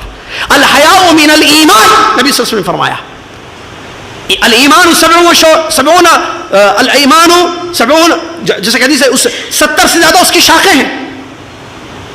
اعلاها قول لا الہ الا اللہ وادناها اماطۃ العدى عن الطريق والحیاء شعبۃ من الایمان. ایمان میں سے ہے حیا. اور ہمارے یہاں اخلاقی یہ گراوٹ ہے کہ بے حیائی، اس کی کئی شکلیں آپ کو نظر آئیں گی. باتیں جو ہر بات بولنے کی ہوتی ہے، بعض باتیں بولنے کی نہیں ہے، بے حیائی گفتگو میں ہے، اپنے اقوال میں ہے، نعوذ باللہ میں. چھوٹے چھوٹے کپڑے پہننا، نماز پڑھنا، ان کا شرم اور جو چیز عیب ستر پوشی جس کو نماز میں، وہ ان کی چیزیں نظر آ رہی ہیں، نعوذ باللہ میں. واٹس اپ ایک ذریعہ ہے، فیس بک، واٹس اپ، بے حیائی گفتگو. ناموں کو بدل بدل کر اس پر اپنے اکاؤنٹ بنانا، نوجوان لڑکے لڑکیوں کا نعوذ باللہ من ذالک، غلط اس میں بے حیائی، غلط تصویریں نعوذ باللہ، غلط بے حیائی کی گفتگو، فحاشی پھیلانا نعوذ باللہ من ذالک۔ اللہ نے دردناک عذاب کی قرآن میں وعید پیش کی ہے۔ یہ اخلاقی گراوٹ آج آ چکی ہے، اس کو سنبھالنا بہت ضروری ہے۔ یہ بہت بڑی گراوٹ ہے، یہ ذرائع ہیں، وسائل ہیں، ذرائع وسائل کا غلط استعمال کیا جاتا ہے۔ یہ ذرائع ہیں، وسائل اللہ کی طرف سے نعمت ہے، لیکن اس کا یوز صحیح ہونا چاہیے۔ یہ یوزر پر ڈیپینڈ کرتا ہے، یوزر اس کا یوز صحیح کرے۔ فیس بک حرام نہیں ہے، واٹس ایپ حرام نہیں ہے، لیکن اس کو بے حیائی کے لیے استعمال کرنا، بے حیائی حرام ہے۔ فحاشی کے لیے استعمال کرنا، شرم و حیا ختم۔ لڑکیوں کا کیا حال ہے نعوذ باللہ، میرے نوجوان لڑکے میری گفتگو سن رہی ہے، ارے وہ ادب و حیا کیسی تھی بھائی، اللہ اکبر، حیا دیکھیے۔ نبی علیہ الصلوۃ والسلام سے یہ کہا گیا او تزنی الحر، کیا آزاد عورت بھی زنا کرتی ہے؟ ایک آزاد لڑکی بھی زنا اور بدکاری کر سکتی ہے؟ تعجب ہوا۔ نعوذ باللہ ہمارے یہاں جو ہے نوجوانوں میں یہ چیز پھیلائی گئی ہے دشمنان اسلام کی طرف سے، اور بے حیائی بری طریقے سے پھیلی ہوئی۔ کپڑے کیسے نعوذ باللہ، بے حیائی کپڑوں میں، اقوال میں بے حیائی، میں نے کہا اس کی کئی شکلیں ہیں، اس کی کئی شکلیں ہیں۔ یہ اخلاقی گراوٹ نوجوانوں میں ہے۔ لڑکی کا، عورت کا، میرے بھائی زیبا ہے حیا، سر جھکاتی ہے، وہ تمشی علی الاستحیاء، چلتی ہے تو حیا کے ساتھ چلتی ہے۔ اللہ اکبر۔ نبی صلی اللہ علیہ وسلم نے کیا فرمایا؟ جب کنواری لڑکی سے رشتہ پوچھا جائے وہ خاموش رہے تو خاموشی کیا ہے اس کی؟ رضامندی ہے یا نہیں ہے؟ یہ خاموشی کہاں سے آئی؟ یہ حیا سے آئی۔ حیا کی تعلیم ماؤں نے دی، اقوال میں حیا، کپڑوں میں حیا، لیکن بے حیائی پھیلی ہوئی ہے نعوذ باللہ من ذالک۔ یہ اخلاق کی بہت بڑی گراوٹ ہے۔ اس کے علاوہ ذرائع کا، وسائل کا، نیٹ ورک کا غلط استعمال، social network, electronic media کا غلط استعمال کرنا نعوذ باللہ، یہ اخلاقی گراوٹ ہے۔ اس کے علاوہ جھوٹ بولنا اخلاقی گراوٹ ہے، عام ہے جھوٹ بولنا نعوذ باللہ۔ نہیں مذاق سے بولی ہوئی، ارے مذاق سے جھوٹ حلال ہے، یہ کہاں سے لائے؟ نہیں میں مذاق کر رہی تھی ممی، ڈیڈی میں مذاق کر رہا تھا آپ سے، I was kidding, I was joking۔ اوہو، یہ حرام نہیں ہے۔ نبی صلی اللہ علیہ وسلم نے کیا اجازت دی کہ ہم کڈنگ میں، جوکنگ میں جھوٹ بول سکتے ہیں؟ کوئی دلیل ہے؟ کسی عالم کا، مفتی کا فتویٰ ہے؟ جھوٹ بولنا، فون اٹھائے، ہاں بیٹے مما ہیں جی، تربیت بھی دیکھیے، وہ آنٹی کا فون ہے، کیا بولوں؟ سو رہے بولو، ہاں وہ سو رہی ہیں، ایسے بول دینا، وہ ایک مرتبہ وہ کہہ رہی ہے کہ وہ سو رہی ہیں، تاکہ ان کو بھی پتا چلے کیا جھوٹ کی تربیت دی جاتی ہے۔ اب اماں یہ بولے تو بیٹی کا حال کیا ہوگا؟ اچھا میرے شوہر کے ساتھ بھی ایسی کرنا ہے مجھے، پمپنگ، ٹریننگ، پتہ نہیں کیا کیا بولیں اس کو کیا جا رہا ہے۔ جھوٹ اخلاقی گراوٹ نہیں ہے، جھوٹ پہ جھوٹ، جھوٹ پہ جھوٹ، جھوٹ پہ۔ کہاں ہے تم؟ جلدی آؤ نا، پروگرام شروع ہو، بس میں لاسٹ سگنل پر ہوں۔ جھوٹ، 3 سگنل پہلے ہے، بولو بہت جھوٹ۔ ہم سمجھتے نہیں یہ تھوڑی جھوٹ، ارے بھائی مذاق سے بول دیا، ارے بھائی مذاق میں بھی جھوٹ ہے، حرام ہے۔ اسلام نے اجازت نہیں دی کہ مذاق میں جھوٹ۔ نبی علیہ السلام نے، بھائی مذاق کی اجازت ہے میرے بھائی، نبی علیہ السلام نے مذاق کیا کہ نہیں کیا؟ جھوٹ بولا، بوڑھی جنت میں نہیں جائے گی، صحیح ہے، وہ ناراض ہوگی، ذرا جا رہی تھی، نبی علیہ السلام نے فرمایا جاؤ اس سے کہہ دو کہ اللہ اس کو جوان کر کے داخل کرے گا۔ جھوٹ تھی کہ بوڑھی جنت میں نہیں جائے گی؟ بتائیے نا۔ ایسے ابراہیم علیہ السلام کے جو واقعہ ہے، تو جھوٹ جو ہے معاشرے میں اخلاقی گراوٹ ہے، یہ اتنا عام ہو گیا، اتنا عام، کاروبار میں جھوٹ، عام بول چال میں جھوٹ، دوست احباب اپنی بیٹھکوں میں، محفلوں میں جھوٹ، لڑکیاں گھروں میں جھوٹ، لڑکے گھروں میں جو کہاں گئے تھے بیٹے دیر سے آئے، وہ ذرا ٹیوشن میں دیر ہو گئی، جھوٹ، امی کو کیا پتا۔ اگر اس کا عقیدہ صحیح ہوتا، اس کا منہج صحیح ہوتا، یہ اخلاقی گراوٹ ہی نہیں آتی۔ اگر اس کو پتا چلتا میرا رب تو سن رہا ہے میں امی کو کیا بول رہی ہوں، میرا رب تو جانتا ہے میں کہاں سے آئی ہوں، یہ جھوٹ بولتی نہیں۔ اسی طریقے سے غیبت دیجیے، میں نے کہا بہت اخلاقی گراوٹ ہے، بہت غیبت، چکل بیٹھے بیٹھے برائیاں، اور اللہ معاف فرمائے جیسے علماء کی برائی آج کا تو ہمیں فلاں شیخ کے بارے میں معلوم نہیں، کیا ہوا میں بتاتا ہوں، آپ بول رہے علماء نے اس کو کیا کہا معلوم ہے؟ غیبت کیا ہے؟ قرآن کی آیتوں کی روشنی میں مردہ گوشت کھانا ہے نا، ایحب احدکم، سورہ حجرات کی آیت ہے نا، ایحب احدکم ان یاکل لحم اخیہ میتا فکرہتموہ، کیا تم میں سے کوئی پسند کرتا ہے کہ وہ مردہ گوشت کھائے؟ تم پسند نہیں کرتے ہو، تو غیبت مردہ گوشت کھانا ہے۔ اگر علماء کی غیبت، تو اہل علم نے فرمایا ہے تفسیر میں کہ ان کا زہریلا مردہ گوشت کھانا، خالی مردہ نہیں، زہر ملایا ہوا مردہ گوشت کھانا، علماء کی غیبتیں، بادشاہ کی غیبت، اپنوں کی غیبت، چغل خوری عام ہے، برائیاں پھیلانا، ادھر کی بات ادھر لگانا، ادھر کی بات ادھر لگانا. تمہارے بارے میں ایسے بول رہے تھے، وہ تمہارے بارے میں ایسے کہہ رہی تھیں لڑکیاں، تو دونوں میں فساد، جھگڑا، لڑائی، دوریاں، نفرتیں، بغض، حسد، پتہ نہیں کیا کیا ہو رہا ہے. نعوذ باللہ. اخلاقی گراوٹ ہے یہ. فتنہ کریں، فتان بنے ہوئے ہیں لڑکیاں لڑکے، نعوذ باللہ من ذالک. ارے اصلاح کرو، معاشرے کی اصلاح کرو بھائی، کانفرنس کا نام ہی اصلاح کرنا ہے، تو ہم فتنہ کریں گے لوگوں میں؟ اخلاقی گراوٹ ہے یہ، نعوذ باللہ من ذالک. ایسے حدث ولا حرج، اب گنتے جائیے بہت ساری چیزیں. یہ چند میں نے اخلاقی گراوٹ میں نے بتایا، اخلاقی بگاڑ نوجوانوں میں پا گیا. اس کی اصلاح کی سخت ضرورت ہے. آئیے میں آپ کی خدمت میں بتاؤں کیسے ہم اپنے عقیدوں کی، اپنے منہج کی، اپنے اخلاق کی حفاظت کریں گے یا اس کو بگڑنے سے بچائیں گے. اگر بگڑ گئے تو کیا کرنا ہے. اب دوسرا موضوع جو اصل حصہ ہے، دوسرا، اس کا علاج کیا ہے میرے بھائی. میرا عقیدہ بگڑ گیا ہے، میرا منہج بھی بگڑ گیا ہے، اخلاق بھی بگڑ گئے ہیں، اس کا علاج کیا ہے؟ توجہ سے سماعت فرمائیے. نمبر 1 کہ ہم علم حاصل کریں عقیدے کے لیے، منہج کے لیے، اخلاق سب کے لیے ہے. پہلے علم اور دین کو سمجھنا، پہلی ضروری چیز علم، دین کا علم حاصل کرنا، اللہ کو پہچاننا، اس کے نبی صلی اللہ علیہ وسلم کو پہچانا، اس نے جو دین ہمارے لیے نازل فرمایا وہ اسلام ہے، اس کو پہچانا. اور یہی 3 چیزیں ہیں جس کے متعلق ہر انسان سے قبر میں سوال کیا جائے گا. صحیح ہے نا؟ تو نوجوانوں کو چاہیے کہ وہ علم حاصل کریں. سوال، علم کس سے حاصل کرنا؟ علم صاحب علم سے حاصل کرنا. صحیح ہے نا؟ علم والے جو ہیں، جن کو اہل علم کہا جاتا ہے، ان سے علم حاصل کرنا. اور جب صاحب علم سے علم حاصل کریں گے تو دین سمجھیں گے، تفقہ آئے گا، دین کی سمجھ ہوگی. یہ سب سے پہلی چیز ہے علاج. بھائی مجھے علاج، بگاڑ سمجھ میں آ گیا، پرابلمس معلوم ہی ہے، ویسے بول دیا آپ، ہم کو بھی معلوم تھا پہلے سے. اب بتاؤ کرنا کیا ہے؟ کرنا یہ ہے سب سے پہلے علم حاصل کرو، اللہ کے دین کا علم. ماشاءاللہ آپ ڈاکٹر ہیں، انجینئر ہیں، آپ اسٹوڈنٹ ہیں، کالج میں پڑھتے ہیں، وغیرہ وغیرہ، سب ٹھیک ہے. سب سے ضروری چیز اللہ نے جو دین آپ کے لیے دیا ہے، اس دین کا علم حاصل کیجیے.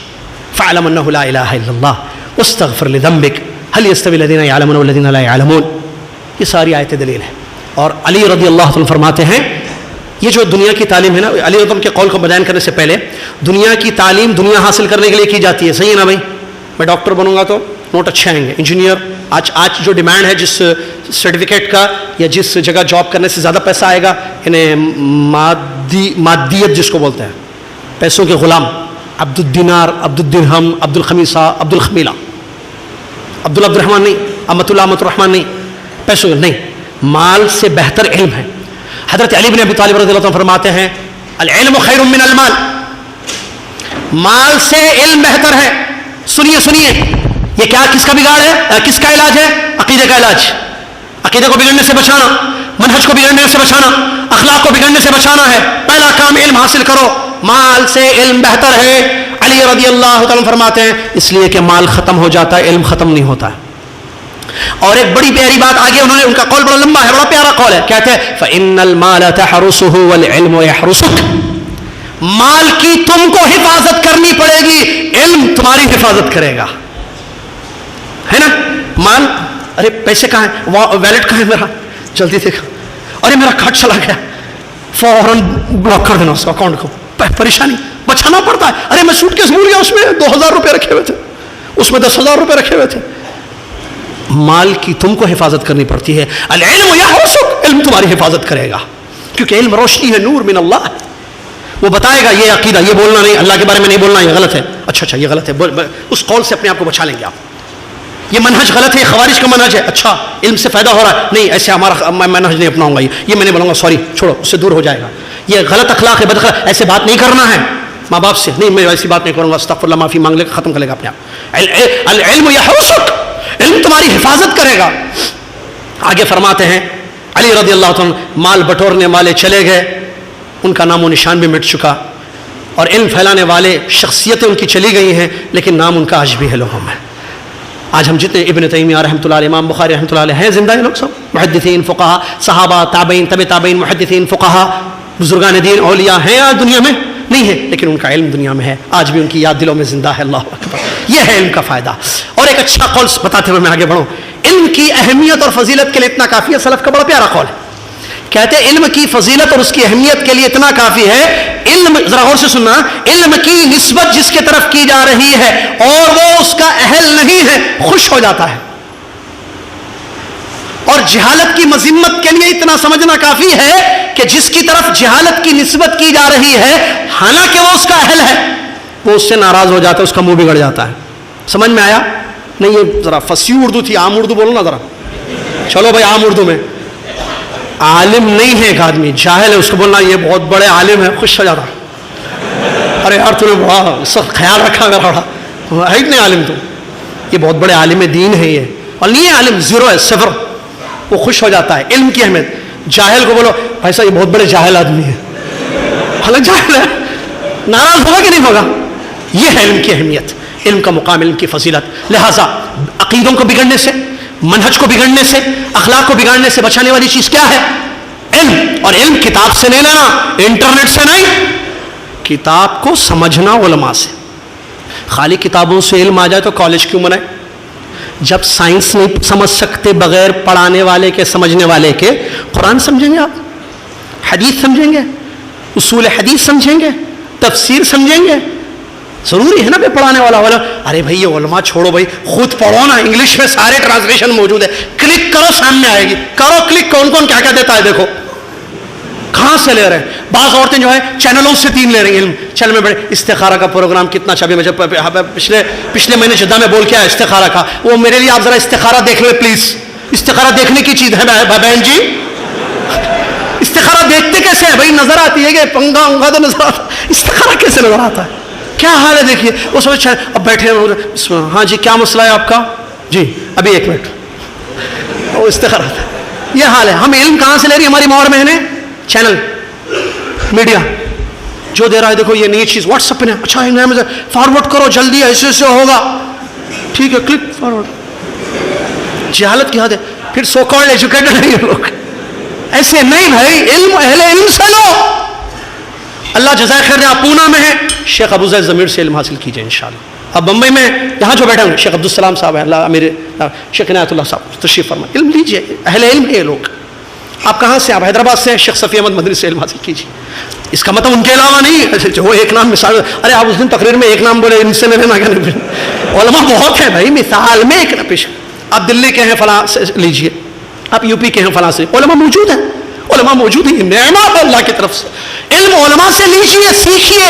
انہوں نے محنت کی, انہوں نے سمجھا ہے کتاب و سنت کو, عقیدے صحیح ہیں, منہج صحیح ہے, ان سے علم حاصل کیجیے. اور علم حاصل کرنے کا علم حاصل کیجیے کہ علماء سے علم حاصل کریں گے تو دین سمجھیں گے, اور جب دین سمجھیں گے تو پھر عقیدہ خراب نہیں ہوگا, منہج بگڑے گا نہیں, اخلاق کی گراوٹ نہیں آئے گی, اخلاق ختم نہیں ہوں گے, خراب نہیں ہوں گے جب علم حاصل. خوارج کی مثال, علم سے دور رہے اس لیے خوارج بنے کہ نہیں بنے؟ جذبہ تھا. ہمارے نوجوانوں میں بھی جذبہ, مجھے کرنا ہے کچھ. ارے کرو, ٹھیک ہے, کول کرو, ٹھیک ہے, بہت اچھی بات ہے, جذبہ ہے, ایمانی جوش ہے, لیکن اس جوش کو صحیح رخ دینے کی ضرورت ہے, ورنہ یہ جوش جو ہے خارجی بنا دے گا, یہ جوش تکفیری بنا دے گا, یہ جوش معتزلی بنا دے گا, یہ جوش ان کا منہج معتزلہ کا منہج دے دے گا, یا ماتوریدیہ کا منہج عقیدہ ان کا دے دے گا آپ کو. اس جوش کو صحیح رخ دینا ہے, اہل علم کی تربیت میں رہیں آپ.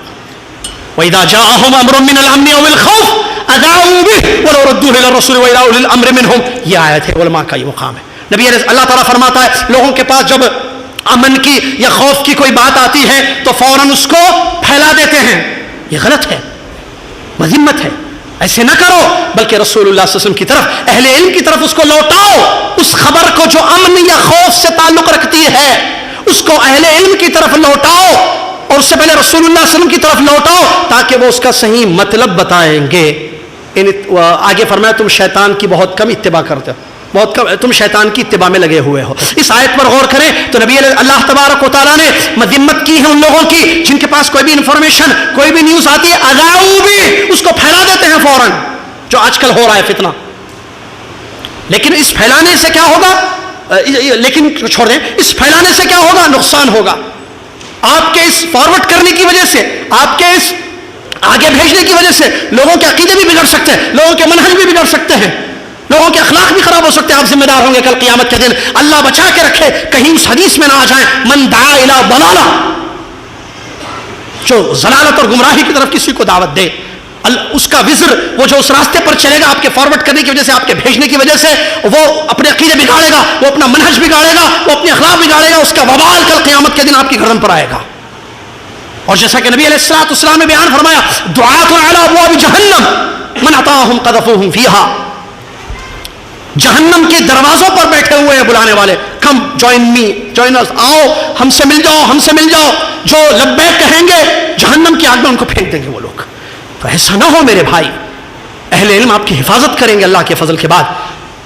دین کو سمجھنا، تفقہ فی الدین، خوارج نے دین کو نہیں سمجھا، اسی وجہ سے خارجی بن گئے۔ دین کو سمجھ، دینی مزاج کو، آیت ہے تفقہ بہت اہم چیز ہے۔ نبی صلی اللہ علیہ وسلم کی حدیث ہے، آپ نے فرمایا من یرید اللہ بہ خیرا یفقہہ فی الدین، اللہ تعالیٰ جس بندے سے خیر کا اور بھلائی کا ارادہ کر لے، اللہ تعالیٰ اس کو دین کی سمجھ دین کی بہت ضروری، ورنہ کیا ہوگا، حلال کو حرام کر دے گا آدمی، سمجھے گا نہیں دین کو۔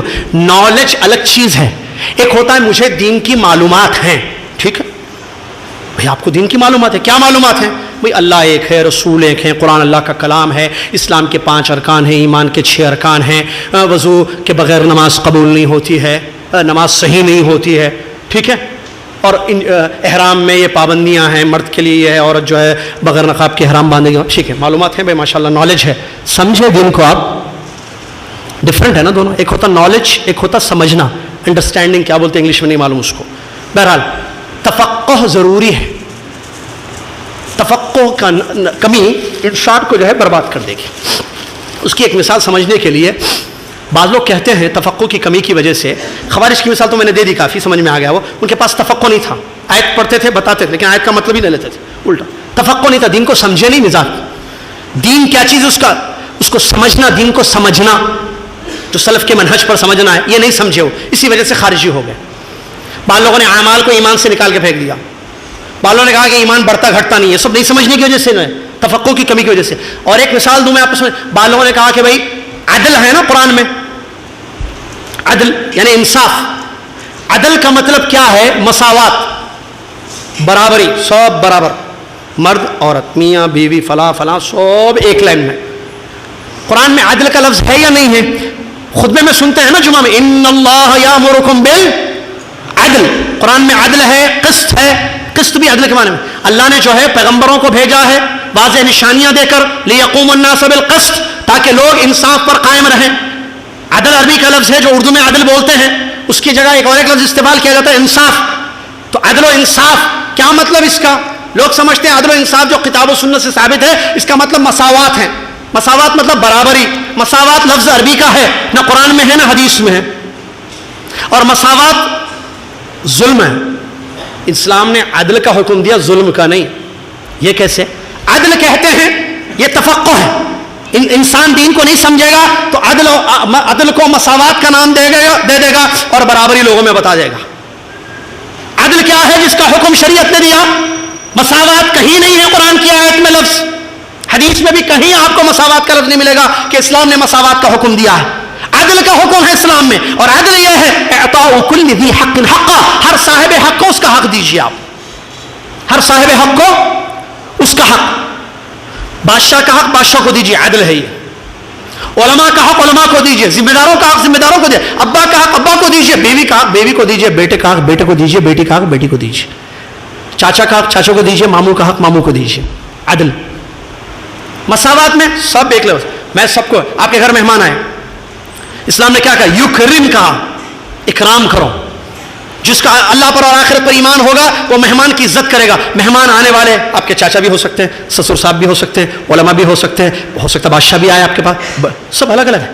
تو ضیف کے حساب سے اکرام ہوگا شریعت، یہ نہیں کہ سب نہیں نہیں نہیں، جیسے میں دوست کی اکرام کروں گا، اکرام مطلب عزت کرنا مہمان کی، جیسے دوست کی عزت کروں گا میں، دوست مہمان کی، ویسے عالم کی بھی کروں گا۔ بھائی آپ شیخ تم کیا ہونا، آپ بھی یہاں بیٹھ کے کھائیے، آپ بھی یہاں بیٹھ کے کھائیں، ارے نہیں، سب برابری ہے اسلام میں۔ ارے کہاں ہے برابر؟ یہ تو مثال وہی ہوئی جو میں نے دیا تھا حیدرآباد میں، ایک آدمی بکری خرید کے لایا، ایک آدمی نے 2 جانور خریدے، شیر اور بکری، باندھا، گیا بازار، گھاس خرید کے لایا، بکری کے سامنے رکھا، بولا کھا، بکری کھا لی، ٹھیک، شیر کے سامنے رکھا، بولا کھا، شیر بولا میں یہ نہیں کھاتا. بولا میرے پاس عدل ہے, تم کو بھی یہ گھاس, تم کو بھی یہ گھاس. شیر بول رہا ہے عدل یہ نہیں ہے بھائی, سمجھانے کے لیے, عدل یہ نہیں ہے, عدل یہ ہے تم بکری جو کھاتی ہے بکری کو کھلاؤ, میں جو کھاتا ہوں گوشت رکھو سر. وہ کہہ رہا ہے نہیں عدل ہے اسلام میں. ارے تو نہیں سمجھا, شیر بول رہا ہے, تو ذرا جا عالم صاحب سے سمجھ لے عدل کیا کس کو کہتے ہیں. یہ ظلم ہے رے بھائی, جو عدل کے خلاف ہے. بول رہا نہیں کھانا کھانے تو جا, وہ بھوکا رہ جائے گا بیچارہ, یہ عدل ہے. اب بتائیے یہ عدل ہے؟ نہیں. اس کو بکری کو گھاس کھلائی. یا میں نے اور ایک چھوٹی سی مثال, آپ کے گھر میں بچہ ہے, ایک آپ کا بچہ ہے 15 سال کا, ایک بچہ 15 مہینے کا ہے. آپ بول رہے ہیں دیکھو بیگم میں سن کے آیا خطبہ عدل کے بارے میں, دیکھو 15 سال کے بچے کو جو دوں گا پیسے وہی 15 مہینے کے بچے کو دوں. ارے نہیں, یہ دودھ پیتا وہ گوشت کھاتا. عدل یہ دین کی توقع نہیں ہے بھائی, عدل ایسا نہیں ہے. وہ مساوات, مساوات ظلم ہے. یہ کیا برابری ہے بھائی, ایسے نہیں. اب اور تیسری آخری مثال لمبی بات ہے, اماں بیوی مسئلہ عدل. ارے امی کی ضروریات الگ ہیں, ان کا خرچہ الگ ہے, بیوی کا خرچہ الگ ہے. نہیں بیگم عدل, امی کو 1000 روپے کی ضرورت ہے, 1000 روپے دے رہا ہے, بیوی کو 2000 چاہیے, 1000 دیتا کہتا ہے عدل ہے. یہ تو ظلم ہے. تم نے کہاں سے دین کو سمجھا؟ اسی لیے کہتے ہیں تفقہ ضروری ہے, دین کو سمجھو. یہ غلط ہے سمجھنا, یہ عدل یہ نہیں ہے. عدل یہ ہے کہ ہر صاحب حق کو اس کا حق دو, بیوی کو اس کا حق دو, اس کا خرچہ دو, اور اماں کو اس کا حق دو. یہ ہے عدل. تم نے صحیح کام کیا. یہ ہے عدل جس پر دنیا قائم ہے. یہ شریعت اللہ تعالیٰ نے پیغمبروں کو جو بھیجا, اسے ہر ایک کو اس کا خالق کا حق, حق اللہ. معاذ بن جبل کی حدیث, سوار تھے نبی صلی اللہ علیہ وسلم کے پیچھے جانور پر, کیا فرمایا اتدری ما حق اللہ علی العباد, اللہ کا حق کیا ہے معلوم ہے؟ کہا کیا؟ حدیث پوری میں نے, اللہ اس کے رسول بہتر جانتے ہیں. اللہ کا حق یہ ہے ان یعبدوہ ولا یشرکوا بہ شیئا, اللہ کی عبادت کرو, اس کے ساتھ کسی کو شریک نہ کرنا. یہ اللہ کا حق ہے. اللہ کا حق اللہ کو دو. عبادت پیغمبر کی نہیں ہوگی صلی اللہ علیہ وسلم کی, یہ شرک ہے جس کو ظلم قرار دیا گیا. عدل یہ ہے کہ ہم اللہ کا حق اللہ کو دیں گے, نبی کا حق نبی کو دیں گے, علماء کا حق علماء, صحابہ کا حق صحابہ کو, اہل بیت کا حق اہل بیت کو دیں گے, پڑوسیوں کا حق, رشتہ داروں کا حق, علماء کا حق, بڑوں کا حق, بیوی کا حق, شوہر کا حق, سب کا حق اس کو, جو اس کا حق شریعت نے مقرر کیا ہے وہ اس کا حق دو. وراثت اس کا حق دو. یہ نہیں کہ بیٹی کی شادی میں خرچہ کر لیا اور اس کے بعد کہتے ہیں ابا کی جائیداد میں تمہیں کچھ نہیں ملے گا. بھائی بولتا ہے تم کو ابا نے اتنی بڑی شادی کرائی, اتنا زیادہ خرچ کیا, جاؤ اب کچھ نہیں ملے گا, تمہارا شوہر اتنا کماتا ہے, جاؤ کھاتے پیتے ہو. میراث سے اس کو محروم کر دیا. یہ عدل ہے؟ یہ نہیں ہے. اس بچی کا حق دو جو شریعت نے اس کے لیے مقرر کیا. قرآن آیات ہے جو قیامت تک تلاوت کی جائیں گی. لہٰذا یہ کب حاصل ہوگا؟ جب دین کو انسان سمجھے گا. تو پہلا علاج نوجوانوں کے لیے یہ ہے کہ وہ علم حاصل کریں گے اور اہل علم کی صحبت میں رہیں گے, تاکہ جو ہے اپنے آپ کو جو ہے وہ بگڑنے سے بچا سکیں. دوسری ضروری چیز تقویٰ کا ہونا ہے. نوجوانوں میں سخت ضرورت ہے کہ وہ تقویٰ حاصل کریں, اللہ سے ڈرنا جس کا حکم اللہ نے دیا ہے. اور قرآن آیات میں یہ بات بتائی گئی ہے کہ تقویٰ جو ہے, آیتوں کا مفہوم یہ ہے کہ تقویٰ جو ہے عبادات کا پھل ہے, ثمرہ ہے. بعض لوگ عبادات کا مقصد کہتے ہیں, نہیں, ہم نے تحقیق کی علماء سے سعودی عرب میں کہا نہیں, ثمرہ بولیں گے اس کو. ثمرۃ العبادہ تقوی اللہ. عبادات کا پھل کیا ہے؟ آپ اللہ کی عبادت کرو گے تو کیا ہوگا؟ تقویٰ پیدا ہوگا. یا ایھا الناس اعبدوا ربکم الذی خلقکم والذین من قبلکم لعلکم تتقون کتب علیکم الصیام کما کتب علی الذین من قبلکم لعلکم. اس سے تقویٰ آئے گا, تقوی کی تاکید آئی ہے. اور جنت کس کے لیے تیار کی گئی ہے؟ نوجوان بھائیوں بہنوں, جنت چاہیے, وہاں کا حسن چاہیے, یہاں کا حسن چاہیے. ازواج مطہرہ, ہر چیز سے پاک, اوپر سے لے کے نیچے تک کلین, نیٹ, بہترین, خوبصورت دوشیزائیں. جنت, اس جنت کو پانے کے لیے تقوی اختیار کرنا ضروری ہے. اور تقوی کا فائدہ دیکھیے, اس سلسلے میں آیتیں حدیث سے موجود ہے. نبی علیہ السلام نے فرمایا اتق اللہ حیثما کنت, تم جہاں رہو اللہ سے ڈرو. لوگوں میں اللہ سے ڈرتے ہو, باقی جگہ بھی اللہ سے ڈرو, ہر جگہ اللہ سے ڈرو. عبداللہ بن مبارک رحمۃ اللہ علیہ بہت بڑے محدث گزرے ہیں, ان کے والد مبارک رحمۃ اللہ علیہ, اللہ اکبر, کیا تقویٰ تھا. بلکہ نہیں, عفواً اس سے پہلے وہ تو میں نے بعد میں لکھا تھا اس کو, اس سے پہلے تقوی، وہ تو حرام سے اجتناب کی مثال ہے. تقوی کی مثال ابن عمر کا واقعہ آپ نے یقیناً سنا ہوگا. عبداللہ بن عمر رضی اللہ تعالیٰ عنہما اپنے ساتھیوں کے ساتھ نکلے تھے. انہوں نے ایک چرواہے کو دیکھا جو بکریاں چرا رہا تھا. اس کو پکڑا، نوجوان تھا وہ، کیونکہ لفظ حدیث میں یہ آتا ہے کہ وہ نوجوان تھا. فتح جوان کو کہتے ہیں. وہ نوجوان تھا. اس سے پوچھا یہ بکریوں میں سے ایک بکری بیچ دو ہمیں. ٹیسٹ لینا چاہا، اس کا امتحان لینا چاہا. اس نے کہا کہ نہیں، میں آپ کو نہیں بیچ سکتا بکری. کیوں؟ کیونکہ میں اس کا مالک نہیں، اس کا مالک کوئی اور ہے. تو عبداللہ بن عمر رضی اللہ تعالیٰ عنہما نے فرمایا ٹھیک ہے، آزمانے کے لیے اس کا تقویٰ چیک کرنے کے لیے کہا ٹھیک ہے ہمیں بیچ دو یہ بکری. مالک جب پوچھے گا تو بول لینا بھیڑیا کھا گیا، گم گئی. اس نے کیا کہا؟ تقویٰ کیسے تھا؟ فَإِنَ اللَّهُ، ٹھیک ہے مالک کو تو بول دوں گا، اللہ کہاں ہے؟ اللہ تو سن رہا ہے، جانتا ہے. رونے لگے ہیں عبداللہ بن عمر رضی اللہ عنہ اور بار بار کہنے لگے فَإِنَ اللَّهُ فَإِنَ اللَّهُ. اس کے بعد گئے مالک کے پاس، سارا ریوڑ خریدا، ساری بکریاں خریدی اور کہا کہ یہ جو تمہارے پاس کام کرتا ہے اس کو آزاد کر دو. اس کو خرید کر آزاد کر دیا. اور وہ جو بکریاں تھیں ان سب کو خرید کر اس کو گفٹ میں دے دیا، کہا یہ ہدیہ ہے تمہارے لیے. اللہ، یہ تقویٰ تھا جو آج نوجوانوں کے لیے ضروری ہے. کیونکہ جب تقویٰ ہوگا عقیدہ بھی صحیح ہوگا انشاءاللہ، اور منہج بھی صحیح ہوگا. اخلاق میں اسپیشلی طور پر تقوی کی ضرورت پڑتی ہے. ہر انسان جو ہے اپنے اخلاق کو بگڑنے سے بچائے گا. اسی طریقے سے تیسرا بنیادی علاج یہ ہے نوجوانوں کے لیے بگڑنے سے بچنے کے لیے کہ وہ حرام کاموں سے اپنے آپ کو بچائیں.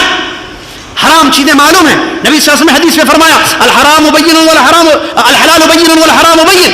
حلال واضح ہے، حرام بھی واضح ہے. یہ حرام یہ معلوم ہے.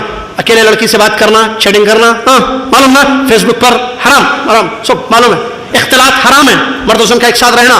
تیسرا شیطان ہے، معلوم ہے. گالی دینا حرام، چغلخوری حرام، کسی پر الزام لگانا حرام ہے، مال چوری کرنا حرام ہے. ساری حرام چیزیں معلوم ہے. حرام سے اپنے آپ کو بچانا. اس سلسلے میں جو ہے عبداللہ بن مبارک رحمۃ اللہ علیہ کا واقعہ، عبداللہ بن مبارک رحمۃ اللہ علیہ بہت بڑے محدث گزرے ہیں. ان کے والد مبارک رحمۃ اللہ علیہ، اللہ اکبر، ایک باغ میں کام کرتے تھے. انار کا باغ تھا، اس باغ میں کام کرتے تھے. ایک مرتبہ کیا ہوا، باغ کا مالک اپنے ساتھیوں کے ساتھ اس باغیچے میں گیا تاکہ جو ہے انار کھائیں، اپنے ساتھیوں کو کھلائیں جسے ہوتا ہے عام طور پر. وہ بیٹھا، مبارک رحمۃ اللہ علیہ کو کہا جائیے ذرا میٹھے انار توڑ کے لائیے، آپ جائیے. وہ گئے اور وہ توڑ کر لائے، سامنے رکھ دیا اس کے. وہ جو کھانے لگا تو انار جو ہے میٹھے نہیں تھے، کھٹے بولتے، کیا بولتے، کھٹے تھے. وہ صحیح نہیں تھے انار. ڈانٹا، کہا تھوڑا کیا، میں نے تم سے کہا تھا کہ میٹھے انار لاؤ، یہ کہاں سے لے کر آئے میٹھے انار؟ کہا مجھے نہیں پتا یہ میٹھے ہیں یا کھٹے ہیں. تعجب ہوا اور غصہ ہو گیا. بولا تم کتنے سال سے میرے پاس کام کرتے ہو، تمہیں یہ نہیں پتا کہ انار میٹھا کون سا ہے؟ کہا مجھے کبھی پتا ہے، کبھی میں نے کوئی انار چکھا ہی نہیں، مجھے کیسے پتا کہ میٹھا انار کون سا. تعجب کیا کہہ رہے ہو؟ کہا ہاں ایسی بات ہے، ایک انار کو بھی میں چکھ کے نہیں دیکھا. حرام سے یہ میری چیز نہیں ہے، میری ملکیت نہیں ہے. آفس میں کام کرتے نا، کمپنیوں میں، سنیے واقعہ نہیں مجھے پتا نہیں. تعجب کیا، وہ متاثر ہو گیا. اس کے بعد اس نے پوچھا اچھا یہ بتاؤ اگر مجھے اپنی بیٹی کی شادی کرنا ہو تو کس سے کروں؟ مبارک رحمۃ اللہ علیہ فرماتے ہیں یہودی اپنی بچی کی شادی مال دے کر کرتے ہیں، نصارہ اپنی بچی کی شادی جمال دے کر کرتے ہیں.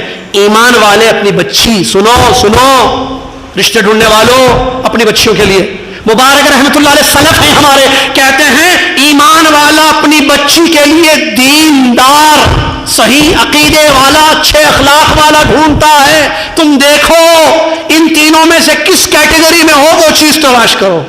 کہا ہے تو میں ایمان والا ہوں. تو تقوی اور دینداری دیکھنی ہے تو میرے نزدیک تم سے زیادہ دیندار کوئی نہیں ہے، میری بیٹی کی شادی قبول کر لو. انہوں نے قبول کر لیا، شادی ہو گئی. عبداللہ رحمۃ اللہ علیہ پیدا ہوئے. عبداللہ ابن مبارک جیسے محدث فقیہ پیدا ہوئے. ایک انار حرام کا چھوڑنے کا اثر دیکھیے تقوی کا. عبداللہ بن مبارک رحمۃ اللہ، بیوی ملی، باغ کا مالک ملا، سسرا اور بیٹا پیدا ہوا عبداللہ رحمۃ اللہ علیہ جو محدث گزرے ہیں. یہ ہے تقوی. نوجوان میرے ساتھیوں، نوجوان میری معزز خواتین، بچیاں، اللہ کا ڈر اپنے دل میں پیدا کیجئے، تقوی اختیار کیجئے، انشاءاللہ معاملے سب صحیح ہو جائیں گے. کیونکہ اللہ کا وعدہ ہے وَمَن يَتَّقِ اللَّهَ يَجْعَل لَّهُ مَخْرَجًا وَيَرْزُقْهُ مِنْ حَيْثُ لَا يَحْتَسِبُ. جو اللہ سے ڈرے گا، یہ ہمارا کام ہے، ہم نوجوانوں کا، ہم ذمہ دار، ہم لوگوں کا کام ہے ہم اللہ سے ڈرے. اللہ اپنا وعدہ کرتا ہے وَمَن يَتَّقِ اللَّهَ، جو اللہ سے ڈرے گا، یہ شرط ہے، جواب شرط، يَجْعَل لَّهُ مَخْرَجًا، اللہ ہر مصیبت سے اس کو نکالے گا. ہر مصیبت سے نکالے گا، مختلف پرابلم سے سب کے ہم اپنی طرح اچھی طریقے سے جانتے ہیں. یجعل لہ مخرجا، اور دوسری چیز ویرزقہ من حیث لا یحتسب، اور اللہ ایسی جگہ سے اس کو رزق دے گا جس کا وہ گمان بھی نہیں کرے گا. یہ ہے تقوی کا فائدہ. لہٰذا اپنے آپ کو تقوی کا اختیار کریں، متقی بن کر زندگی گزاریں. اسی طریقے سے چوتھا ضروری علم کے بعد دعوت دینا ہے، بغیر علم کے دعوت نہیں دینا ہے. قل هذه سبیلی ادعو الی اللہ علی بصیرہ انا ومن اتبعنی، اور دیگر حدیث سے بھی اس کی دلیل ہے. لہٰذا نوجوانوں میں جذبہ ہے کہ میں دعوت کا کام کرنا چاہتا ہوں. ویری گڈ، بہت اچھی چیز ہے. آپ جو ہے علم حاصل کیجئے، اس کے بعد دعوت کیجئے. آپ چاہتے ہیں جو مشائخ ہیں دعوتی کام میں ان کا ساتھ دیں، جیسے اللہ جزائے خیر دے نوجوانوں کو. مجھے بڑی خوشی ہوئی جب میں نے سنا یہ جو پروگرام منعقد کیا ہے یہاں پونا کے نوجوانوں میں، اللہ جزائے خیر دے ان کو، اللہ جزائے خیر دے ان کو، اللہ ان کی اس کوشش. آپ جو دعوت کی خدمت میں پیش کر سکتے ہیں تعاون آپ پیش کیجئے. اگر آپ داعی بننا چاہتے ہیں بہت اچھی چیز ہے اور ضرورت ہے دعات کی. داعی بننا چاہتے ہیں علم حاصل کیجئے، داعی بنیے. اس کے بعد دعوت بہت اچھی چیز ہے، لیکن اعلیٰ جہل ہوگی تو نقصان ہوگا، اعلیٰ علم ہوگی تو فائدہ ہوگا. اللہ کے نبی صلی اللہ علیہ وسلم نے اس حدیث میں جو پیشین گوئی فرمائی کہ علم دنیا سے اٹھ جائے گا اور صرف جہالت باقی رہے گی، وہ ہے نا حدیث لمبی، وقت ختم ہو رہا ہے میرا اس لیے شارٹ میں بتا رہا ہوں، اشارہ کر رہا ہوں. تو اس حدیث میں نبی صلی اللہ علیہ وسلم نے کیا فرمایا؟ جہالت کا نقصان دیکھیے، فَأَضَلُّوا وَضَلُّوا، ہے نا، فَضَلُّوا وَأَضَلُّوا، فَضَلُّوا پہلے ہے، فَضَلُّوا وَأَضَلُّوا. جب جاہلوں کو بنا دیا جائے گا، علم والے نہیں ہوں گے تو خود بھی گمراہ ہوں گے، لوگوں کو بھی گمراہ کریں گے. اس حدیث کی تفسیر میں اس حدیث کو پیش نظر رکھ کے علماء نے کہا ہے اس حدیث سے یہ معلوم ہوا کہ علم سے کبھی نقصان نہیں ہوتا ہے.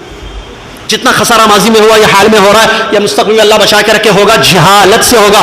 بل وہ ابل، خود بھی گمراہ لوگوں کو بھی گمراہ، یہ جاہل کرتا ہے. علم سے کبھی نقصان نہیں ہوتا ہے.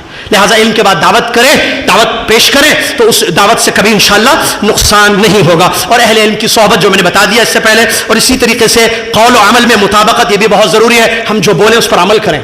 ہم بولتے ہیں یا ایھا الذین آمنوا لم تقولون ما لا تفعلون کبر مقتا عند اللہ ان تقولوا ما لا تفعلون. اللہ سے ڈرو اے ایمان والو، تم جو بولتے ہو اس پر عمل کرو. تم کیوں ایسی بات کرتے ہو جس پر خود عمل نہیں کرتے؟ یہ بڑی بات ہے اللہ تعالیٰ کے نزدیک.